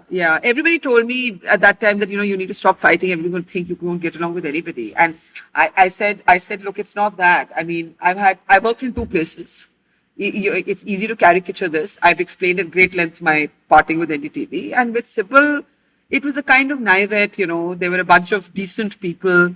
We all said we're not going to be these Congress people. Our quarrel, frankly, we had no quarrel over the Congress. We criticized the Congress pretty much every day that we were there when we needed to. And I had to speak because there were 200 kids who weren't being paid. And the result was that unsavory thing. It was a mistake.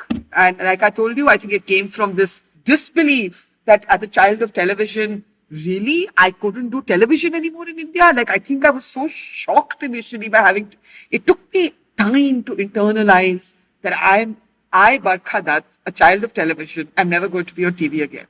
And I think that till I went through that Tiranga experience, I had not internalized that. Having internalized that, now I'm calm. But I wasn't calm then, and that made me make mistakes. Okay, so that's Tiranga. That's Tiranga. So tell me about Mojo, because when I look back on the last 16 months since COVID, really, it's been a great learning experience for me in terms of new media and what creators can really do. Where I've been watching tons of stuff on YouTube by independent bloggers and whatever. And one of the things I've kind of realized is that just the way that in the aughties, blogs freed you from the convention of written journalism.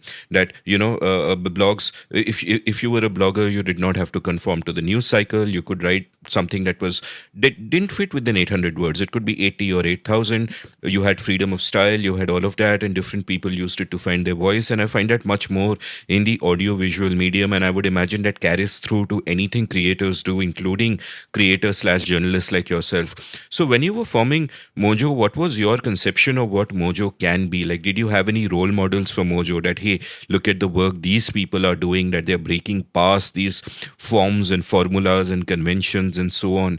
And from that initial conception of Mojo, is your current conception of it different because of what you might have gone through in these COVID months, for example? So, I mean, it was actually many years ago that I first thought, and that's when I first became a consultant at NDTV, that I'd do something like Huffington Post. In my simple-minded way, I didn't really understand Huffington Post, but I saw one Ariana Huffington being able to create this sort of, content-driven thing, and I was like, oh, I could do something like that. But I didn't really understand at that time that Huffington Post didn't pay the people who contributed to it. I hadn't examined it that carefully and all of that. When Mojo was conceptualized, firstly, this is a really irritating thing. Everybody thinks Mojo means mobile journalism. Mojo just means magic. It's like the song, right? It's like, I don't know. It's like, anyway. But I had a few things I was clear on. And a lot of people argued that I was wrong. And I actually think that my instinct on this was right. So if you see most digital platforms typically do text and then they do video. And video comes second. And one of the reasons is video is more complicated, it's more expensive, it takes more people, etc. I was very clear that I was going to be a video first platform. That was the first thing. And the second thing I was very clear about is that I needed to find something that would pay the bills, right? So how was I going to pay the bills? And it came to me that I need to do something somewhat in the field of journalism, but not necessarily conventional journalism, that will help me create some kind of resource funding. So even before Mojo was born, I created and curated this gender festival called We the Women. It was the only way, approximate way of using We the People without getting copyrighted. So I took We the Women, and we started an annual festival at Mehboob Studio in Bombay. And the idea was somewhat influenced by Tina Brown, whose sessions I had attended in New York as a speaker, who used to run something called Women in the World. And what I saw was she described it as journalism on stage. And I found that a very interesting concept, where you had the skills of the interview, but you also had the editorial craft needed to curate a set of conversations and create that light and shadow, but the energy of a live audience. And I used to find it a very magical thing. And I thought, maybe I can do something like this in India, where the glamorous person and the grassroots person is equal. And if we could get them on stage together as equal people in the speaker's lounge, how interesting would that be? And so that's how We the Women was born. We found that, I'm a lousy sort of marketer, so a lot of people would have made, done more with it than I've been able to. But we found that there were sponsors willing to back it. We started with We the Women, and Mojo was really almost like this parking spot for We the Women videos while I was still thinking I'll do TV one day. So We the Women was born. And then in the October of 2019, when I finally said, okay, now this is my life, by this time, I was clear that I needed to go back to being a reporter. And that is what Mojo was going to be about. And it was going to be about putting people first. And it was going to be about issues that either mattered to people, as I imagined that they mattered to people, or issues that people didn't know about but would matter to them if they knew about them, and about people who did not have a voice to amplify their stories.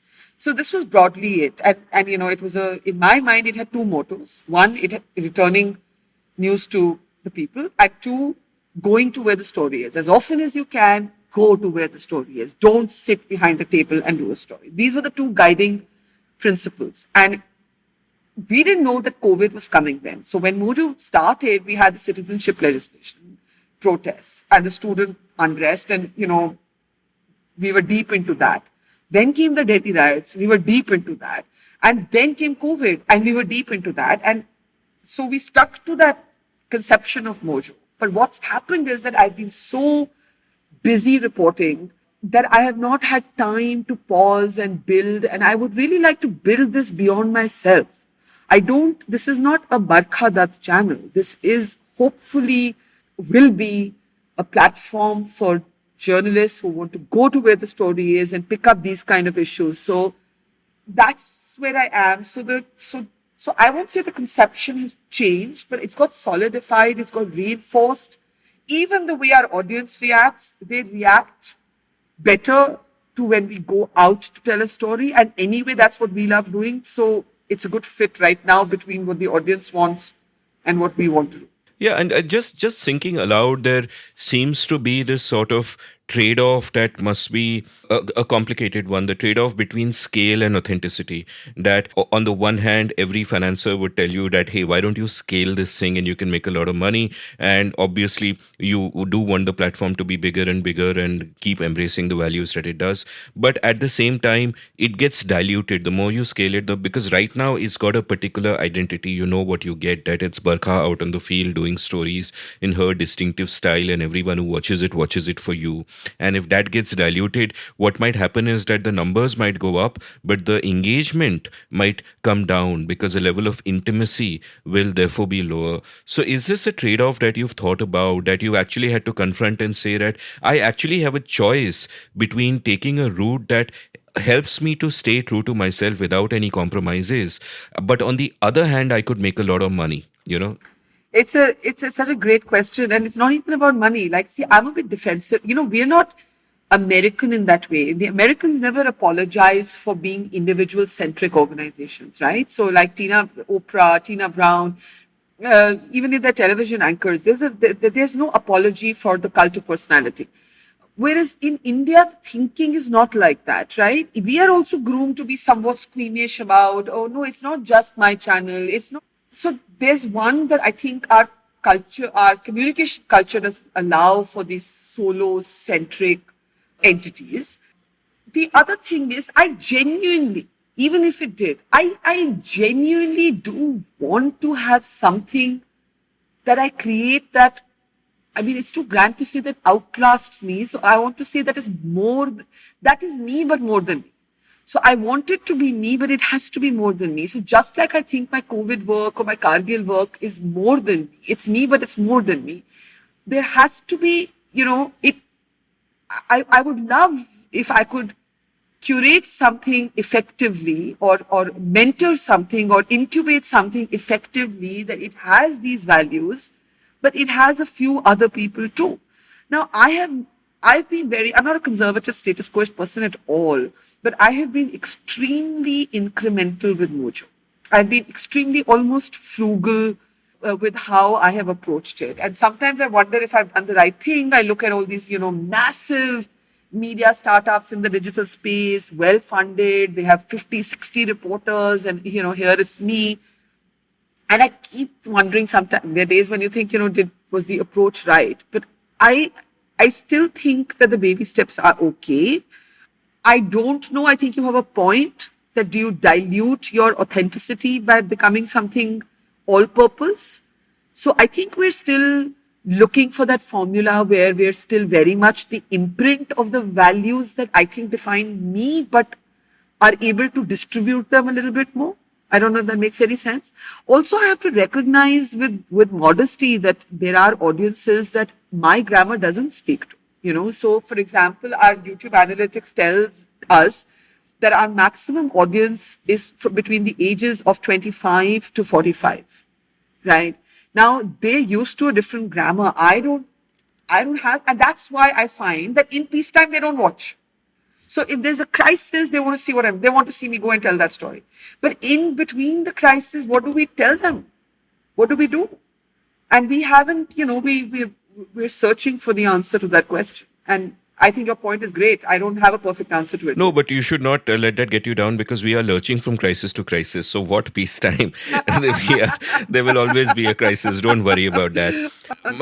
My other question is, you mentioned that, you did this story in Bandra with a 19-year-old producer. And, obviously, I'm guessing a young startup, a lot of young people work with you. What is the difference that you find in the young people who are starting out in journalism today as opposed to, say, 20 years ago? Because one, they are much more exposed to different sets of values from the West and have received much more exposure to other kinds of journalism, including best practices elsewhere. And two, they would be much more hip with the technology. The technology would be like an extension of what they are doing and not something that they have to spend effort learning, so to say. So is there something that you notice there that gives you hope? Okay. So I've met all kinds of young people, right? So I don't want to give an answer that generalizes, because I've had two sets of experiences. So one is that kind of hungry youngster who knows the technology, but they don't necessarily know the content. So the struggle then is that they know the technology, so they know how to do an Insta reel, and they know how to do a story, and they know how to shoot with their phones, and they have a visual grammar, but they don't follow news. They're not journalists. And you're not sure why they're in journalism, because journalism is not what excites them. The challenge, I think, is that journalism is a gentrified profession. So you're not always getting, sometimes you do, and it's a hit and miss, and you've got to go through the attrition of people coming, going, you're misjudging, them misjudging you, until you slowly build a team that you love and that loves you back.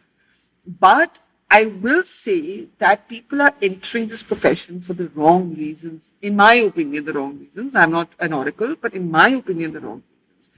And it goes back to where our conversation started. They're not necessarily passionate. They're not necessarily, this is not what they live and breathe. This is not what excites them. This is almost glamorous, or it's interesting for a bit, or it's what they want to do before they study a little more. It's a rites of passage. So it's not always easy. I had thought that the younger a team I have, the more they're going to teach me the technology, and but I was surprised to find, and this is where I find this sort of the Instagramification of our lives so frightening, that while we know how to put on a camera and dance before it, or wear a sari before it, or do whatever performance art before it, it doesn't automatically translate into using it to tell a story. So there's no one truth. So there's some very hungry, very bright, very brilliant people, and many of them are from the smaller towns of India. There's this real hunger in them. There's an aspirational sort of this thing. But there's also a whole bunch of them who are just exploring. It's a kind of, let's see what this is about, because it's no longer an alternative profession, right? There was a time when this was an alternative profession. It drew a certain level of passion and eccentricity. It's tougher to find that.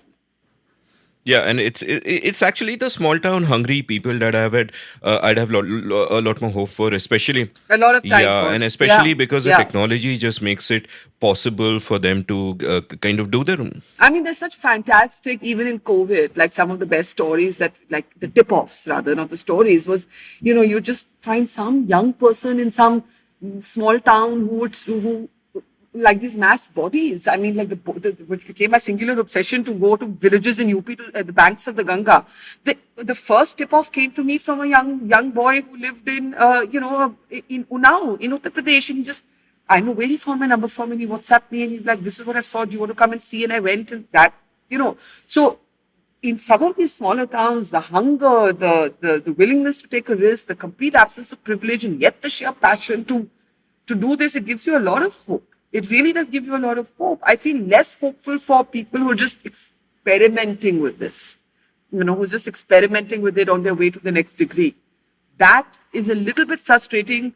And I know I sound like, for the kids who are hearing this, they'll sound like, oh, you're a real RPG, boomer, etc. You get these days, the backlash comes quite swiftly. But this is what I feel. Like there is this kind of self-indulgent, experimental, there is that bunch also. And then there's a really hungry, passionate bunch. And for a startup like mine, where the emphasis is so much on the storytelling and going out there, it's tough. We keep looking to find those kind of people, and we have some, definitely we have some, and that gives you a lot of hope.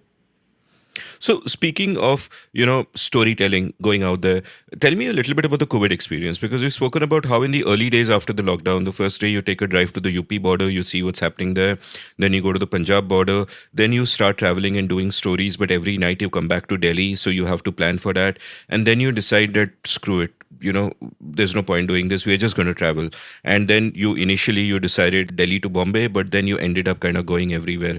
Tell me about the evolution of that, because some of the stories during this time are absolutely unforgettable. And even in the sort of questions that you ask, like elsewhere you've spoken about, one of the questions that intrigued you was when people leave, when migrants leave, when they're leaving from home to go to the village, what do they carry? And even a simple question like that can, the answers to that can just reveal so much.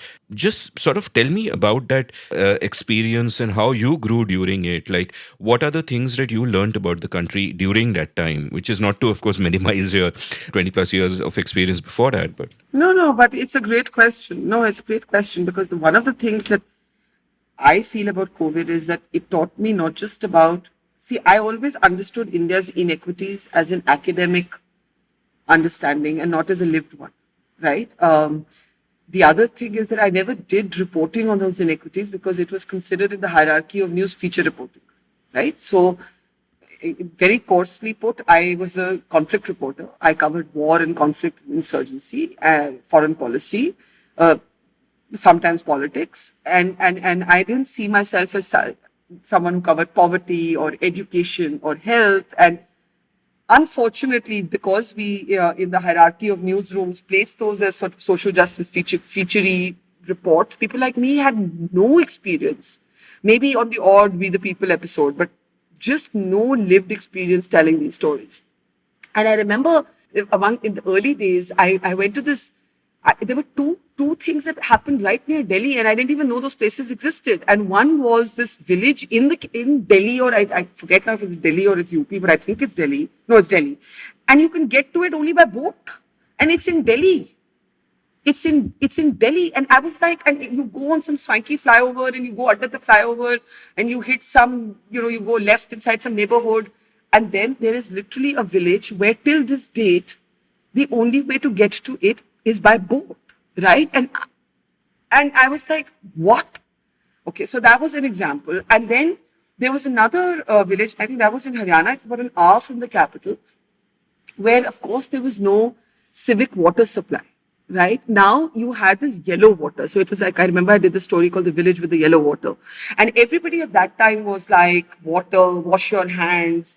But when firstly, it was wrong science, but we didn't know it then. And we thought at that time that COVID could be transmitted by surfaces. But when these villagers would go and wash their hands with this contaminated water, because there were some factories that had come up in the neighborhood, their skin would break into rashes. So they were able to wash their hands with this yellow water. So they would either have to boil that water, get rid of its yellow, or buy mineral water and so on. And they didn't have the money to buy mineral water, right?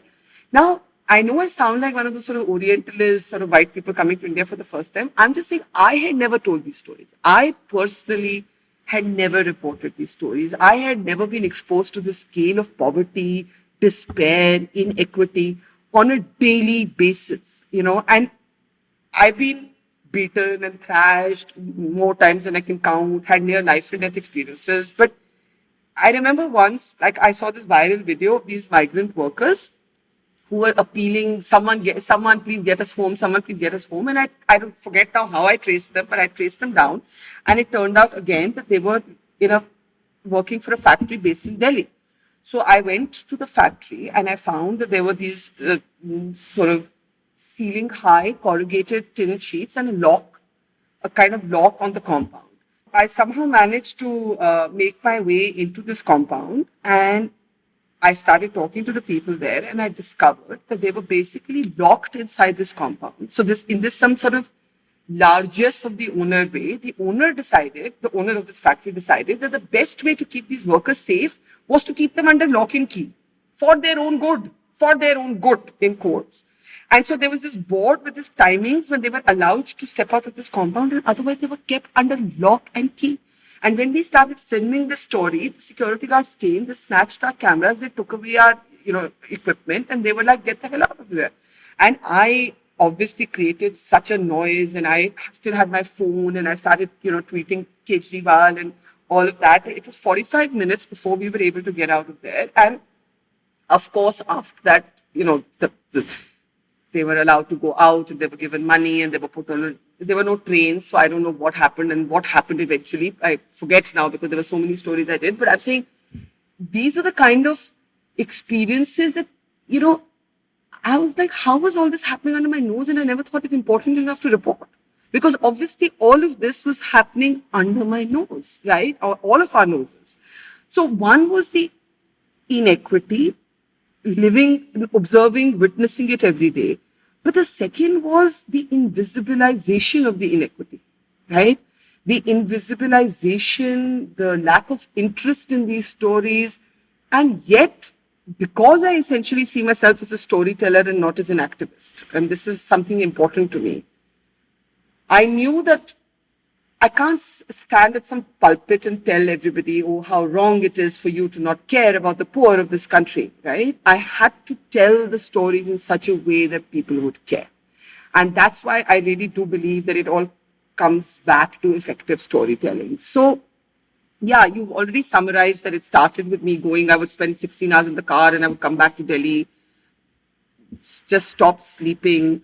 I think the damage is a very slow growing damage. It doesn't hit you instantly, especially if you've had reasonable exposure to violence and tragedy and despair. But to see tragedy day after day, to see death day after day, to see people shut out of hospitals, the doors shut in their face. I saw a new mother whose baby was 1 day old outside a hospital that couldn't take her in. I reported this story of a painter. When I say a painter, I mean a house painter who took his own life after selling his phone for 2,500 rupees to buy a table fan in Russian. 1 year later, I went to see what happened to his family. They lived in the same slum, completely invisible, completely forgotten. Jyoti, the girl who cycled with her father back home to Bihar, I went back to her village a year later, and I found myself, I don't know what the word is, but I found that it was like a slow growing depression and a slow growing mental damage. And that is how I do react. I react in the first flush by simply getting the story out there. And it's only when I step back and I allow that internalization to take place of the enormity of what one has just witnessed, I just stopped sleeping. I think I haven't slept. Like if you ask me what's been the singular change in me, I think I can't sleep anymore. I just cannot sleep anymore. And I'm old enough to recognize that it's the damage of everything I have witnessed. You also come back with guilt. You can't help it. You know it's not rational, but there is guilt for your privilege. You know that you can, I think I was talking to Rekha Jha and I said to her that I come back to defense colony and I go and buy Cadbury's Nutties and I see the dissonance and I put them in my car and I say, okay, I'm going to be on the road for 14 hours, 15 hours, 16 hours. I like these Nutties. And you see the dissonance because you're meeting that child, the 9-year-old who will tell you COVID means I don't have food to eat. When I asked the worker, what is it that you carry when you leave? He had a white plastic bucket. And I said, is it okay if I take the lid off? And I took the lid off and in his bucket, and I found this so moving that I think I cried all night that day, were his auzars. They were just his workman's tools. So this migrant worker getting on, by that time there were trucks, paying 5,000 rupees to get a spot on that crowded truck to some town, is leaving only with one thing, a plastic bucket which has his tools, which means he wants to work. Right? He wants to work. He's willing. He's not asking for charity. He wants to work, and that's what he's leaving with. I had a very, very strange experience with the PPE, which I should talk a little bit about. It was actually extraordinary. So, when we went into these hospitals, we had to wear the same PPE. We would carry it from Delhi so that we didn't cut into doctors' stocks. And literally every time I wore one, I would rush out of the hospital, stripped to the skin and feel nauseous. And that evening, invariably feel depressed and cry in whatever room I was staying and call up a friend and say, oh, it was a PPE day. And it made no scientific sense to me. Till I interviewed a nurse in Mumbai at Kama Hospital. And she had an extraordinary story. And she said that she was there the night Kasab broke into the hospital and she saved, a lot of lives that day. And she told me that she feels sick every time she wears the PPE. And in particular, if she is menstruating and she has to wear her PPE, she says there's something about the plastic and the smell and maybe it's the absence of oxygen to your brain and, and that she would that it would have this kind of psychosomatic impact on her. And I said, I wear it for half an hour and I come out and I said, I can't even imagine what you'll go through. But I began to realize that there was so much here that we didn't understand. So, or I used to think maybe I think it's the PPE, it's just my depression transferring. So the things I don't know. But I think I became a somewhat solitary and sad person in these 16 months. And I continue to be that in some ways, except when I'm reporting a story, I'll just suddenly feel energized.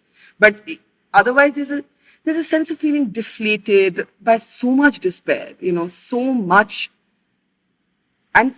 happening around you that gives you no hope. So I think that's how one feels. And yet through it all, because it's all contradictory, just the opportunity to report the biggest news assignment that we will ever see as journalists in our lifetime. And that's what I told everybody in my team. I said, it is actually a privilege to be able to report this story, to be an exempt essential service as media in this country.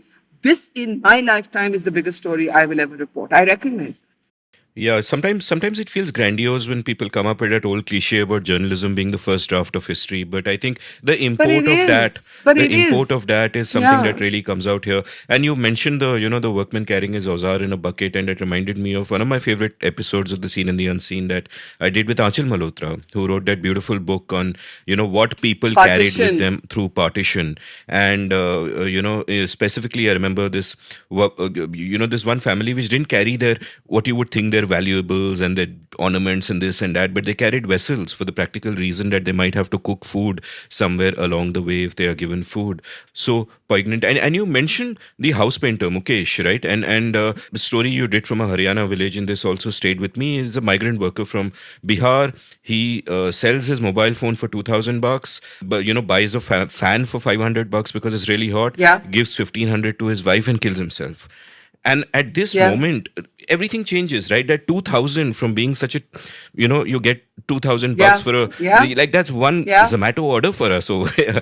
And Yeah. 2000 Yeah. bucks, and there's a whole world in that. And the act of giving it to his wife and then going and whatever, it's like Yeah. unbelievable. And these stories contain so much that need to be told, and more credit to you for that. We're coming to the end of our time, so like a couple of final questions. And Mm. for one, I'm again going to read out a poem that you posted on Instagram, and I especially love like the first couple of lines of it. And this is called "Little Crazy Love Song" by Mary Oliver. I don't want eventual, I want soon. It's 5 a.m., it's noon. It's dusk falling to dark. I listen to music. I eat up a few wild poems while time creeps along, as though it's got all day. This is what I have: the dull hangover of waiting, the blush of my heart on the damp grass, the flower faced moon. A gull broods on the shore where a moment ago there were two. Softly, my right hand fondles my left hand, as though it were you. Stop quote. And I just love this poem. And those first two lines, I don't want eventual, I want soon. And that has a resonance to me also beyond the notion of romantic love, which this poem seems to allude to. Because as I have grown older, I have come to realize that the only way to be happy is to redefine my conception of happiness, to taking joy in what is current, in what is present, in the present moment, rather than, look ahead to other things. And you've mentioned how everything about this pandemic kind of drove you to despair during your reporting, that the world can be such a harsh place sometimes. So, have your conceptions of what you need to do to be happy, or what you look forward to each day, has that evolved over a period of time? Like, where is it now? I could easily ask you, oh, career wise, tell me where will Barkha be in 10 years and whatever. But I think what makes me more interested is what makes you happy? Are there small pleasures? What do you look forward to? Mm. I mean, I think that poem really spoke to me because I don't think there's a lot of time. I don't actually understand people who say there's time for this. There's time for that. Be patient. I don't think there's a lot of time. And if ever we needed any instruction in how little time there is, I think this pandemic taught us that, right? I am haunted by the fact that my father's last text message to me, which I didn't even respond to because, after that, our exchange was only about hospitals and medicines, was about some music system in my house that he wanted to fix and set up to some speakers. And I thought he was irritating me about it. And I'll, discuss it with him later. And why has he got so obsessed with his music system? And he used to love tinkering with equipment and a bit of an engineer and mechano sort of hobbyist. And I kept saying, oh yeah, there's time. When I come back from this set of travels, I'll go and meet him and I'll do this and I'll do that. There's never time. There's never time. It's the here, it's the now. But at the same time, that doesn't mean I believe only in the ephemeral moment.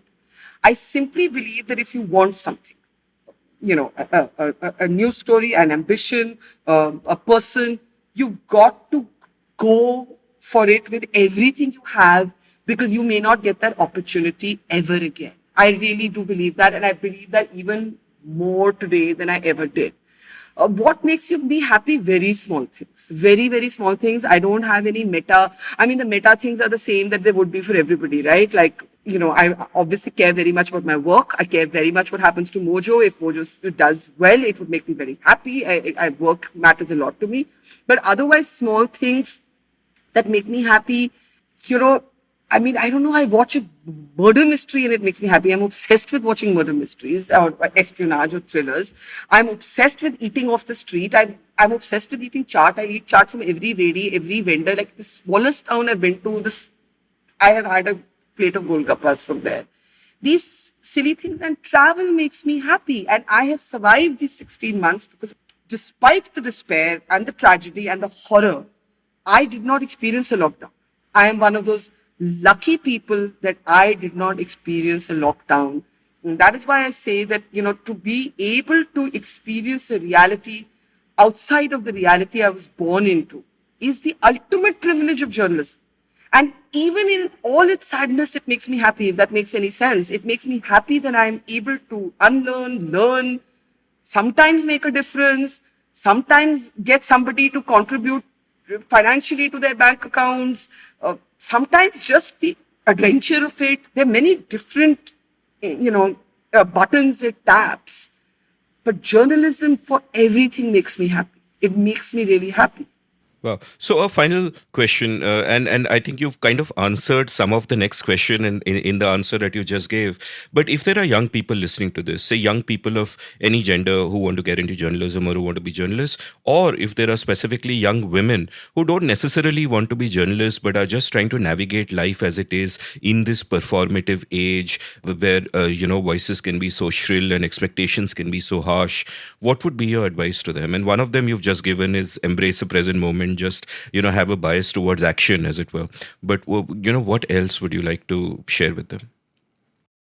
I was once doing a talk for a group of women, and I said, no, there were men too actually in that meeting, and I said that I want to do a kind of straw poll here. And I said, it's my sense that if I ask the women here, how many of you have had to suppress your dreams? That how I think that more than 90% would say yes. And we just did this experiment, and it was 95% of the women in the audience said that they'd had to set aside their dream for something or the other. And I would like to say, in particular to young women, please be selfish. And I know that this is not a politically correct thing to say, but the romance around selflessness and sacrifice when it comes to women, in particular Indian women, there's romance around being superwomen who are all things to all people. The self-created romance that women will, these compliments that we will give ourselves, oh, we're great multitaskers, these are chains of gold, right? They sound like compliments. All they do is to crush your original passion. This life is not worth living if you have not lived your original, at least if you have not tried to pursue whatever that thing is that keeps you up at night, right? It doesn't have to be journalistic, it can be whatever. But please, in this fragile time, if anything that we have learned, it is that, that old cliche, you live just once and there isn't a lot of time. If you want to be a journalist, I will still say, yes, I know the TV channels present a different template, but I will still say you will be remembered only if you're authentic, and you will be authentic only if you love this. If you do not love it, no judgment, but don't do it. That's incredible advice. Thank you so much, for your inspiring words now and at other times as well. So, thanks for your time and insights, and thanks for all the work you do. Thank you, Amit. I can't believe the 3 hours have flown by. So full compliments to you for that. Thank you for having me. Cheers. Thank you. If you enjoyed listening to this episode, do follow Barkha on Twitter at bdutt, that's one word. You can follow me at Amit Varma, AMITVARMA. You can browse past episodes of The Seen and the Unseen at seenunseen.in. Thank you for listening. Did you enjoy this episode of The Seen and the Unseen? If so, would you like to support the production of the show? You can go over to seenunseen.in/support and contribute any amount you like to keep this podcast alive and kicking. Thank you.